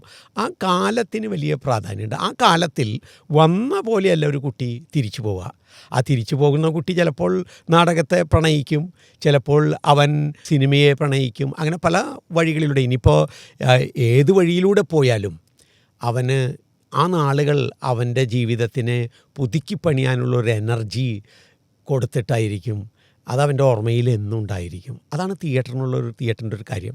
അജയനെ പോലെയുള്ള നിരവധി, സിനിമയാണെങ്കിലും നാടകരംഗത്താണെങ്കിലും നിരവധി പ്രഗത്ഭരായിട്ടുള്ള കുട്ടികൾ നടന്മാരായിട്ടും സാങ്കേതിക രംഗത്ത് പ്രവർത്തിക്കുന്നവരായിട്ടും സംവിധായകരായിട്ടൊക്കെ ഉണ്ട്. അവരോടുള്ള എൻ്റെ ഒരു രീതി എന്താണെന്ന് വെച്ച് കഴിഞ്ഞാൽ, എനിക്ക് ശിഷ്യന്മാരില്ല എന്നാണ് ഞാൻ പറയുക. പൊതുവെ ആളുകളൊക്കെ പറയും ശിഷ്യന്മാരില്ലേ. എനിക്ക് ശിഷ്യന്മാരില്ല, ഞാനാണ് അവരുടെയൊക്കെ ശിഷ്യൻ ആയിട്ട് നിലകൊണ്ടിട്ടുള്ളത്. കാരണം ഞാനെന്ന് പറയുന്ന ഒരാളില്ലെങ്കിലും അവരൊക്കെ തന്നെ അവർ ആ വഴിയിൽ വേറെ ഏതെങ്കിലും വഴിയിലൂടെ സഞ്ചരിച്ച് അവരെത്തേണ്ട ഇടങ്ങളിൽ എത്തുമെന്നാണ് ഞാൻ കരുതുന്നത്. അവരുടെ യാത്രയിൽ കുറച്ച് സമയം അവരെന്നോടൊപ്പം ചെലവഴിച്ചു എന്നുള്ളത് അതെനിക്കുള്ളൊരു അംഗീകാരമായിട്ടും അതിന് ഞാൻ അവരോടാണ് നന്ദി പറയേണ്ടത്. അങ്ങനെയാണ് ഞാൻ അവരൊക്കെ കൂട്ടുകാരായിട്ടാണ് കാണുന്നത്. കൊച്ചുകുട്ടികൾ, അത് ആയിരക്കണക്കിന് കുട്ടികളുണ്ട്. അത് കേരളത്തിലുടനീളം രംഗേനയിൽ മാത്രമല്ല വിവിധങ്ങളായിട്ടുള്ള ഇടങ്ങളിൽ ഞാൻ അത്തരത്തിലുള്ള ക്യാമ്പുകൾ നടത്തി കുട്ടികളുടെ വലിയൊരു നിര തന്നെ അങ്ങനെയുണ്ട്. അവരൊക്കെ ഒന്ന് മുതിർന്നവരായിട്ട് അവർ പ്രവർത്തിച്ചു കൊണ്ടിരിക്കുന്നുണ്ട്. അപ്പോൾ കുട്ടികളുടെ തിയേറ്ററിനെ നമ്മൾ കാണുന്നത് അങ്ങനെയാണ്. തന്നെയല്ല, ആ കാലത്തിൽ ഇപ്പോൾ ഇത്രയും കാലത്തെ പ്രവർത്തനം കൊണ്ട് ഞാൻ തന്നെ ഉണ്ടാക്കിയെടുത്തൊരു മുദ്രാവാക്യമുണ്ട്: അരങ്ങിടത്തിന് എല്ലാവരും അവകാശികളാണ്. ഈ കാലം എന്നെ പഠിപ്പിച്ച ഒരു മുദ്രാവാക്യമാണ്. ഞാൻ നേരത്തെ സൂചിപ്പിച്ചിരുന്നല്ലോ, ചില ആളുകളെയൊക്കെ മാറ്റുന്നു. അത് ഏതെങ്കിലും വിഭാഗത്തിൻ്റെ ബോധപൂർവമായ ശ്രമം കൊണ്ടല്ല. അവർ അവരുടേതായ രീതിയിൽ പ്രവർത്തനങ്ങൾ മുന്നോട്ട് കൊണ്ടുപോകുമ്പോൾ ഇടം വലം നോക്കാതെ അവർ മുന്നോട്ട് പോയിക്കൊണ്ടിരിക്കും അവരുടെ ലക്ഷ്യത്തിലേക്കെത്തിൽ. പക്ഷേ ഇടം വലം നോക്കുമ്പോഴാണ് ഈ കൊഴിഞ്ഞു പോകുന്നവരെ, അല്ലെങ്കിൽ ഇവിടെ ആഗ്രഹിക്കുന്ന ആളുകളെ അറിയാതെ അവരിൽ നിന്നും അകന്നു പോകുന്നുണ്ട്. അത് പ്രേക്ഷകരാവാം, സാങ്കേതിക പ്രവർത്തകരാവാം, എഴുത്തുകാരാവാം, നടന്മാരാവാം, അങ്ങനെ അതിന് തിയേറ്ററിൻ്റെ മറ്റ് സംഘാടനത്തിൽ താല്പര്യമുള്ള ആളുകളാവാം. അങ്ങനെ പലതരത്തിലുള്ള ആളുകൾ കൊഴിഞ്ഞു പോകുന്നുണ്ട്. ഈ കൊഴിഞ്ഞു പോകുന്ന ആളുകളെയും കൂടി കാണാനൊരു ശീലം എനിക്കുള്ളത് കൊണ്ടാണ് അവരെയും കൂടി ചേർത്ത് പിടിക്കുന്ന രീതിയിൽ ഈ കാലം ഒരു മുദ്രാവാക്യം രൂപപ്പെടുത്തിയെടുത്തത്. അരങ്ങിടത്തിന് എല്ലാവരും അവകാശികളാണെന്ന്. എന്നെ ഇപ്പോൾ മുന്നോട്ട് നയിക്കുന്ന ഒരു ചാലകശക്തി. ആ ചാലകശക്തിയുടെ അടിസ്ഥാനത്തിൽ വരുമ്പോൾ സ്ത്രീകൾക്ക് അവിടെ ഇടമുണ്ട്. വിവിധ തരത്തിലുള്ള ജെൻഡറിൽ പെടുന്ന ആളുകൾക്ക് വിവിധ കമ്മ്യൂണിറ്റികളുണ്ടല്ലോ. ഇപ്പോൾ നമ്മളിപ്പോൾ സ്ത്രീയും പുരുഷനും മാത്രമല്ലാതെയും ഉള്ള കമ്മ്യൂണിറ്റികളുണ്ട്. അവർക്ക് അവിടെ ഇടമുണ്ട്. ഭൗതിക വെല്ലുവിളികൾ നേരിടുന്ന ആളുകൾക്ക് അവിടെ ഇടമുണ്ട്. മറ്റ് തരത്തിൽ പലതരങ്ങളിൽ അരികുവൽക്കരിക്കപ്പെട്ട ആദിവാസി വിഭാഗങ്ങളിൽപ്പെട്ട ആളുകൾ, സാമ്പത്തികമായി പുറകോട്ട് നിൽക്കുന്ന ആളുകൾ, അങ്ങനെ എല്ലാവർക്കും അവിടെ ഇടമുണ്ട്. അപ്പോൾ ആ ഇടത്തെ സ്ഥാപിച്ചെടുക്കലാണ്. അപ്പോൾ ആ ഇടത്തെ സ്ഥാപിച്ച് എടുക്കുന്നതിന് വേണ്ടിയുള്ള പ്രവർത്തനങ്ങളായിട്ടാണ് ഞാൻ എൻ്റെ തിയേറ്റർ പ്രവർത്തനത്തെ കാണുന്നത്. അവിടെ തീർച്ചയായിട്ടും എനിക്ക് സന്തോഷമാണ്. അജയനെ പോലെയുള്ള ആളുകൾ, നിഖിൽ ദാസിനെ പോലെയുള്ള ആളുകൾ, അങ്ങനെ ചിലരൊക്കെ ഇങ്ങനെ പറയുന്നു എന്നെക്കുറിച്ച് അവർ പറയാത്ത ഒരുപാട് ആളുകളുണ്ട്. അതിലൊന്നും നമുക്ക് പ്രശ്നവുമില്ല. പക്ഷെ പറയുന്നത് കൊണ്ടാണ് ഞാനും തിരിച്ച് അവരുടെ പേരുകൾ പറയുന്നത്. എൻ്റെ പേര് പ്രതിപാദിക്കാത്ത ആരെക്കുറിച്ചും ഞാൻ പറയുന്നില്ല. അതിനുള്ള കാരണം ഇതാണ്. ഞാനില്ലെങ്കിലും, എൻ്റെ മുമ്പിൽ എത്തിയില്ലെങ്കിലും അവരെത്തേണ്ട ഇടങ്ങളിൽ എത്താൻ പറ്റുന്ന വിധത്തിൽ പ്രതിഭയുള്ളവരും അന്വേഷിച്ച് നടക്കുന്നവരാണ്. ആ അന്വേഷണത്തിലാണ് എന്നെ ഇപ്പോൾ അജയനെ സംബന്ധിച്ച് പറയുകയാണെങ്കിൽ, അജയൻ നാടകത്തിൽ മാത്രമല്ല സിനിമയിലും ആദ്യമായിട്ട് ഞാൻ തന്നെയാണ് അത്തരത്തിൽ ഇടപെടൽ നടത്തി അജയൻ അഭിനയിക്കാനാണ് വരുന്നത്. നമ്മുടെ തൃശ്ശൂർ ജില്ലാ പഞ്ചായത്ത് കുട്ടുമണി പൂക്കൾ എന്ന് പറയുന്ന ഒരു സിനിമ സംവിധാനം ചെയ്ത് ആ വർഷത്തെ സംസ്ഥാന അവാർഡ് കിട്ടിയിട്ടുണ്ടായിരുന്നു കുട്ടികളുടെ സിനിമയ്ക്ക്. എം.എൻ. വിനയകുമാറായിരുന്നു അതിൻ്റെ ഡയറക്ടർ. ചെറിയ കുട്ടിയായ എം.എൻ. വിനയകുമാറിൻ്റെ മകനായ അഭിമന്യുവിൻ്റെ ചെറിയ ചെറിയ കഥകളാണ് ആ സിനിമയാക്കി മാറ്റി. അപ്പോൾ അതിൻ്റെ കാസ്റ്റിംഗായിട്ടും അതിൻ്റെ മറ്റെല്ലാ വിധത്തിലുള്ള പിന്നണിയിലെ ഒരു മുഖ്യ റോൾ എനിക്കുണ്ടായിരുന്നു.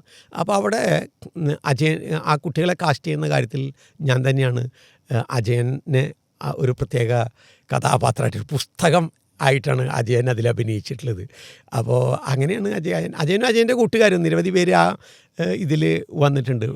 അജയൻ എന്ന് പറഞ്ഞ കുട്ടി ആദ്യമായിട്ട് ചിത്രാഞ്ജലി സ്റ്റുഡിയോയിലെത്തുകയും അവിടെ ശബ്ദ ക്രമീകരണങ്ങളൊക്കെ നടത്തുന്ന, സൗണ്ട് റെക്കോർഡ് ചെയ്യുന്ന സ്റ്റുഡിയോ കാണുകയും ആ സ്റ്റുഡിയോ കണ്ടതിലൂടെയാണ് അദ്ദേഹം പിന്നീട് ശബ്ദലേഖന കലയിൽ എന്തെങ്കിലുമൊക്കെ ആവണം എന്നുള്ളൊരു മോഹം അദ്ദേഹത്തിന്റെ മനസ്സിൽ ഉദിക്കുകയും ചെയ്തതെന്ന് ഇവിടെ വന്നപ്പോൾ പറഞ്ഞിരുന്നു. അപ്പൊ അതുപോലെയുള്ള ചില നിയോഗങ്ങളായി അതെ ഞാനതാ പറയുന്നത്. അപ്പോൾ ഈ അജയൻ അങ്ങനെ ഒരുപക്ഷെ അജയനെ നമ്മൾ അത്തരത്തിൽ കാസ്റ്റ് ചെയ്തിട്ട് അതിൻ്റെ ഡബ്ബിങ്ങൊക്കെ ആ ചിത്രാഞ്ജലിയിലായിരുന്നു. അതുപോലെ തന്നെ ചില ഔട്ട്ഡോർ ആ ചിത്രാഞ്ജലി സ്റ്റുഡിയോയുടെ തന്നെ ഓപ്പൺ അവിടുത്തെ സ്പേസൊക്കെ ഉപയോഗിച്ചുകൊണ്ട് ചില ഷൂട്ടിങ്ങും അവിടെ നടന്നിട്ടൊക്കെ ഉണ്ട്. അതൊക്കെ ആയിരിക്കാം തീർച്ചയായിട്ടും അജയനെ പോലെയുള്ള ഒരു ഇന്ത്യ മുഴുവൻ അറിയപ്പെടുന്നൊരു യുവപ്രതിഭ എന്നെക്കുറിച്ചൊരു 2 വാക്ക് പറയുന്നത് തന്നെ എനിക്ക് വലിയ സന്തോഷമുള്ളൊരു കാര്യമാണ്. അപ്പോൾ അതിന് അജയനോട് നന്ദിയുണ്ട്. അതല്ലാതെ എന്താ ഞാൻ പറയുക. ഇതുവരെയുള്ള ഒരു നാടകയാത്രയിൽ വളരെ ശ്രദ്ധേയമായതും കുറെ കൂടി ചലഞ്ചിങ്ങുമായിട്ടുള്ള ഒരു കാര്യമായിരുന്നു ഭാനുമതി ടീച്ചറുടെ അമ്മ എന്ന് പറഞ്ഞ അവിടുത്തെ കുട്ടികളെ നാടകത്തിന് വേണ്ടിയിട്ട് ഒരുക്കുക എന്നുള്ളതും അവരെ നാടക അവതരണത്തിന് സജ്ജരാക്കുക എന്നുള്ളതും. അതുമായി ബന്ധപ്പെട്ട ഒരുപാട് യാത്രകളും കേരളത്തിൽ അങ്ങോളം ഇങ്ങോളം നാടകങ്ങൾ അവതരിപ്പിച്ചിരുന്നു. സുനിൽ സുഗത എന്ന് പറഞ്ഞ നിങ്ങളുടെ ഒരു പ്രിയമിത്രം അതിനുവേണ്ടി അദ്ദേഹത്തിൻ്റെ സമയം മാറ്റിവെച്ചിരുന്നു. ഒപ്പം നിങ്ങളൊന്നിച്ച് യാത്ര ചെയ്തിരുന്നു. ഈ കുട്ടികൾക്ക് വലിയ ഊർജവും വലിയൊരു പ്രചോദനമായിരുന്നു നിങ്ങളോടൊപ്പമുള്ള നാടക ക്യാമ്പുകളും കാര്യങ്ങളൊക്കെ. അപ്പോൾ ഈ മുഖ്യധാരയിൽ നിന്ന് മാറി നിൽക്കുന്ന അല്ലെങ്കിൽ പലതരം ജീവിതത്തിലെ ചില അവസ്ഥകളിൽ ഒരു ഭിന്നശേഷി എന്ന് പറയുന്ന വിശേഷണത്തോടു കൂടി ജീവിക്കാൻ വിധിക്കപ്പെടുന്ന അവരെ സമൂഹത്തിൻ്റെ മുഖ്യധാരയിലേക്ക് കൊണ്ടുവരുന്നതിന് അവരിലുള്ള കലാ അഭിരുചികളെ ഉണർത്തുന്നതിന് അത്തരം പ്രവർത്തനങ്ങൾ ഒരുപാട് സഹായകരമായിട്ടുണ്ടെന്ന് തോന്നുന്നു. എങ്ങനെയായിരുന്നു ആ ഒരു അനുഭവം? അത് ഞാൻ നേരത്തെ പറഞ്ഞല്ലോ, ഞാനിങ്ങനെ വേറിട്ട വഴിയിലൂടെ നാടകത്തെ കൊണ്ടുപോകുന്ന ഒരാളാണ്. ഞാൻ പറഞ്ഞില്ല, അരികുവൽക്കരിക്കപ്പെട്ട ഇടങ്ങൾ, അരങ്ങിൽ നിന്ന് പുറത്താക്കപ്പെടുന്നവർ, അല്ലെങ്കിൽ നാടകം എന്ന് പറയുന്ന ഒരു കല കയ്യടി മേടിക്കാൻ വേണ്ടി മാത്രമാണോ?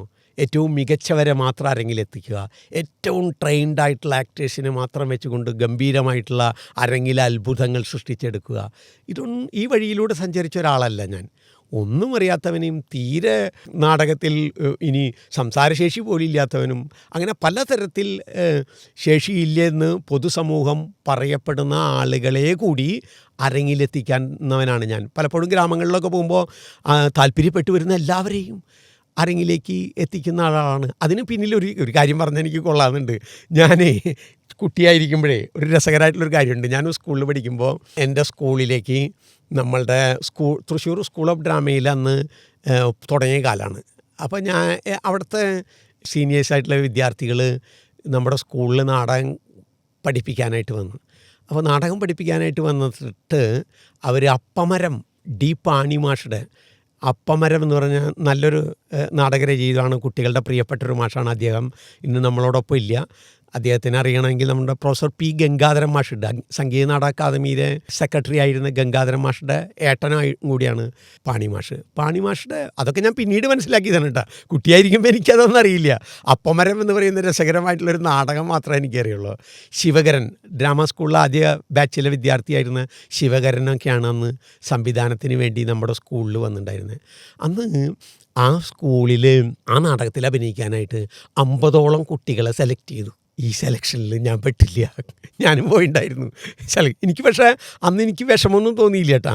പക്ഷെ ഞാൻ എന്ത് ചെയ്തു, ഇവരുടെ റിഹേഴ്സൽ എനിക്ക് ഒഴിവുള്ള സമയത്ത് എന്ന് പറഞ്ഞാൽ ക്ലാസ് വിട്ടതിന് ശേഷമുള്ള റിഹേഴ്സൽ സമയമൊക്കെ ഞാൻ വീട്ടിൽ പോവാതെ അവിടെ ഇരുന്ന് കണ്ടു. ഇവരുടെ എല്ലാ ഒരുക്കങ്ങളും അരങ്ങിലേക്ക് വേണ്ട നിർമ്മിതികളൊക്കെ ഞാൻ കണ്ടു. അങ്ങനെ മേക്കപ്പ് ചെയ്യുമ്പോൾ അതും കണ്ടു, കോസ്റ്റ്യൂം എല്ലാം കണ്ടു, നാടകം ഒന്നാമനായിട്ടിരുന്നിട്ട് കണ്ടു. എൻ്റെ സന്തോഷം എന്തായിരുന്നു വെച്ച് കഴിഞ്ഞാൽ, ഞാൻ നാടകത്തിലില്ല എന്നുള്ളത് എനിക്കൊരു വിഷമേ അല്ല. പക്ഷേ എൻ്റെ സ്കൂളിൽ ഒരു ഗംഭീര നാടകം കളിക്കുന്നു എന്നുള്ളത് എനിക്ക് വലിയ സന്തോഷമായിരുന്നു. പിന്നീട് എനിക്ക് കുട്ടിക്കാലത്ത് ഒരു വിഷമം എനിക്ക് തോന്നിയിരുന്നില്ല. അതെൻ്റെ ഒരു നാടകാനുഭവമാണ്. പിന്നീട് ഞാൻ കുട്ടികളുടെ ഇടയിൽ പ്രവർത്തിക്കാൻ സ്കൂളുകളിലൊക്കെ പോയപ്പോഴാണ് എനിക്ക് എൻ്റെ പഴയ കാലവുമായിട്ട് ഇങ്ങനെ ചേർത്ത് വെച്ചുകൊണ്ട് ഞാൻ പുറത്താക്കപ്പെടുന്ന കുട്ടി എന്തായിരിക്കും. എനിക്ക് നാടകം ഒരു പ്രണയമായതുകൊണ്ട് ഞാൻ പുറത്തായില്ല. അന്ന് ആ അരങ്ങിലുണ്ടായിരുന്ന കുട്ടികൾ എത്ര പേര് ഇന്ന് അരങ്ങിലുണ്ടായിരുന്നു എന്നുള്ളത് എനിക്കറിയില്ല. പക്ഷെ ഞാൻ ഇന്ന് അരങ്ങിലുണ്ട്. ഞാൻ അരങ്ങിന് പുറത്തായിരുന്നു. അപ്പോൾ ഈ പുറത്താക്കുക എന്ന് പറയുന്നത് എൻ്റെ അജണ്ടയിലുള്ളതല്ല.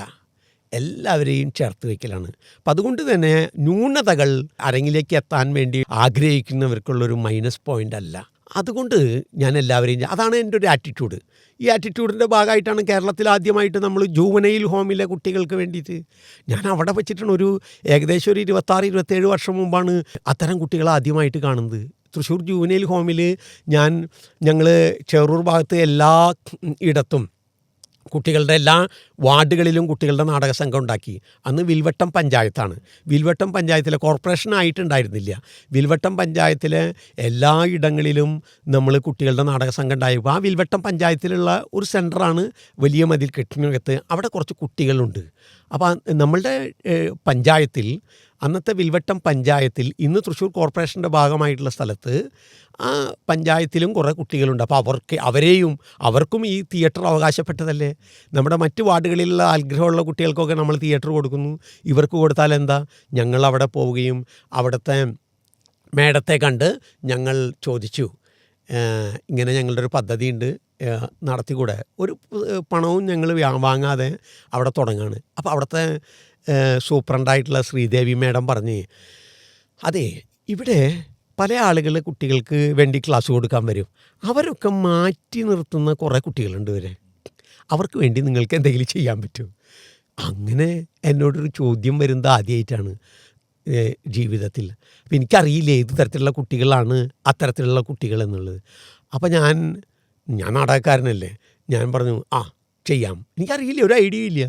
അപ്പോൾ അവർ കൊണ്ടുവന്ന കുട്ടികളിൽ പലതരത്തിൽ അരികുവൽക്കരിക്കപ്പെട്ട കുട്ടികളുണ്ടായിരുന്നു. ഒന്ന് ഫിസിക്കലി ഹാൻഡിക്യാപ്ഡ് ആയിട്ടുള്ളവർ, മെൻ്റലി ഹാൻഡിക്യാപ്ഡ് ആയിട്ടുള്ളത്, ഭാഷ സംസാരിക്കാൻ പറ്റാത്തവർ, അങ്ങനെ പലതരത്തിൽ ആളുകളോട് വെറുപ്പുള്ളവർ, ഹൈപ്പർ ആയിട്ടുള്ള ആക്ടിവിറ്റീസൊക്കെയുള്ള കുട്ടികൾ. അങ്ങനെ ഒരു കൂട്ടം കുട്ടികളെയാണ് എൻ്റെ മുമ്പിലേക്ക് കൊണ്ടുവന്നത്. അവരും നമ്മുടെ മുഖത്ത് പോലും നോക്കാൻ ഇഷ്ടപ്പെടില്ല അവർ. കാരണം അവർക്ക് ഒരുപക്ഷെ സൊസൈറ്റിയിൽ നിന്ന് കിട്ടിയിട്ടുള്ള, വളരെ കുട്ടിക്കാലത്തെ കിട്ടിയിട്ടുള്ള അതിഭീകരമായിട്ടുള്ള അവരുടെ അനുഭവമായിരിക്കും അവരെ അത്തരത്തിലാക്കിയത്. പിന്നെ തന്നെയല്ല, അവരിപ്പോൾ അവിടെ വന്നിരിക്കുന്നത് ഒരു തുറന്ന സ്പേസ് ആണെങ്കിൽ പോലും വലിയ മതിൽക്കെട്ടിനുള്ളിൽ അവരുടെ ബന്ധുക്കളെയോ അല്ലെങ്കിൽ അവരിഷ്ടപ്പെട്ട ആളുകളോ ഒന്നും ഇല്ലാത്ത വേറൊരു തരത്തിലുള്ള ഒരു ജയിലിന് സമാനമായിട്ടുള്ളൊരു ഇടം തന്നെയാണ്. കൃത്യമായിട്ടുള്ള ടൈം ടേബിൾ വെച്ചുകൊണ്ടുള്ള മൂവ്മെൻറ്റും മറ്റു കുട്ടികളുടെ സ്വാതന്ത്ര്യം ഇല്ലാത്തൊരു ഇടം കൂടിയാണ്. തെരുവിൽ നിന്ന് പിടിക്കപ്പെട്ടവർ ഒക്കെ ആയിട്ടുള്ള പോലീസ് കൊണ്ടാക്കിയിട്ടുള്ളവർ, കുറ്റകൃത്യങ്ങൾ ചെയ്തിട്ടുള്ളവർ, അങ്ങനെയുള്ളൊരു കുട്ടികളെയാണ്ട് അതിൽ തന്നെ തെരവുള്ള ആളുകളാണ് മറ്റുള്ള കുറച്ചുകൂടി ബെറ്ററായ ആളുകളെയാണ് മറ്റുള്ളവർ ക്ലാസ്സിലിടുന്നത്. എനിക്ക് ഏറ്റവും മോശം എന്ന് അവർ റാങ്ക് ചെയ്യപ്പെട്ട ഒരു കുട്ടികളുടെ പല കാരണങ്ങൾ കൊണ്ട് മോശപ്പെട്ടവരാണ് അരികുവൽക്കരിക്കപ്പെട്ട ഒരു കുട്ടികളുടെ കൂട്ടത്തെ തരുന്നത്. അവിടെയാണ് ഞാൻ ആദ്യമായിട്ട് ഓട്ടിസം ബാധിച്ച അല്ലെങ്കിൽ ഭൗതിക വെല്ലുവിളി നേരിടുന്ന ഫിസിക്കൽ ഹാൻഡിക്യാപ്ഡ് ആയിട്ടുള്ള കുട്ടികളെ ഞാൻ കാണുന്നത്. ഞാൻ പതുക്കെ അവരിലേക്ക് പ്രവേശിക്കുകയും കളികളിലൂടെ അവരെ ഒരു 2 ആഴ്ച കഴിഞ്ഞപ്പോൾ അവരും ഞാനുമായിട്ട് വലിയ സൗഹൃദത്തിലായി. പിന്നെ അവർ ഞാൻ വരാൻ വേണ്ടി ഈ കമ്പിയഴി പിടിച്ച് ജനലിലേക്ക് പിടിച്ചിട്ട്, ആ സമയം അവർക്ക് അവിടെ വാച്ച് അവർക്ക് നോക്കാനൊന്നും അറിയില്ല, ചിലപ്പോൾ വാച്ച് നോക്കാൻ അറിയുന്ന കുട്ടികളൊന്നുമല്ല. പക്ഷെ അവരുടെ ആ മൈൻഡ് സെറ്റ് ഉണ്ടല്ലോ, ഇത് ഈ നാടകം പഠിപ്പിക്കാൻ ഞങ്ങൾക്കൊരു കൂട്ടുകാരൻ വരുന്നുണ്ട്, അയാളെ നോക്കി ഞാൻ ചെല്ലുമ്പോൾ ഞാനൊരു 5 മിനിറ്റ് വൈകി കഴിഞ്ഞാൽ കുട്ടികളിങ്ങനെ അക്ഷമരായിട്ടിങ്ങനെ കാത്തു നിൽക്കുന്നൊരു കാഴ്ചയുണ്ട്. അപ്പോൾ എനിക്കൊരു കാര്യം ബോധ്യപ്പെട്ടു, ജീവിതത്തിൽ എന്നെ കൂടുതൽ ആവശ്യപ്പെടുന്നവർ ആ കുട്ടികളാണ്. അല്ലാണ്ട് വലിയ കയ്യടികൾ നേടിത്തരുന്ന ഏറ്റവും പ്രഗത്ഭരായിട്ടുള്ള നടന്മാരെ വെച്ചുകൊണ്ടുള്ള നാടകവേദികൾ ആ പ്രേക്ഷകരുടെ അല്ലെങ്കിൽ പത്രമാധ്യമങ്ങളുടെ വാഴ്ത്തുപാട്ടുകളല്ല, അതല്ല. അതിനേക്കാൾ വലിയതായിട്ട് ഞാൻ ഇടപെടേണ്ട ഇടവും എന്നെ ആവശ്യപ്പെടുന്നതും ആ കുട്ടികളാണെന്ന് ഞാൻ തിരിച്ചറിഞ്ഞു.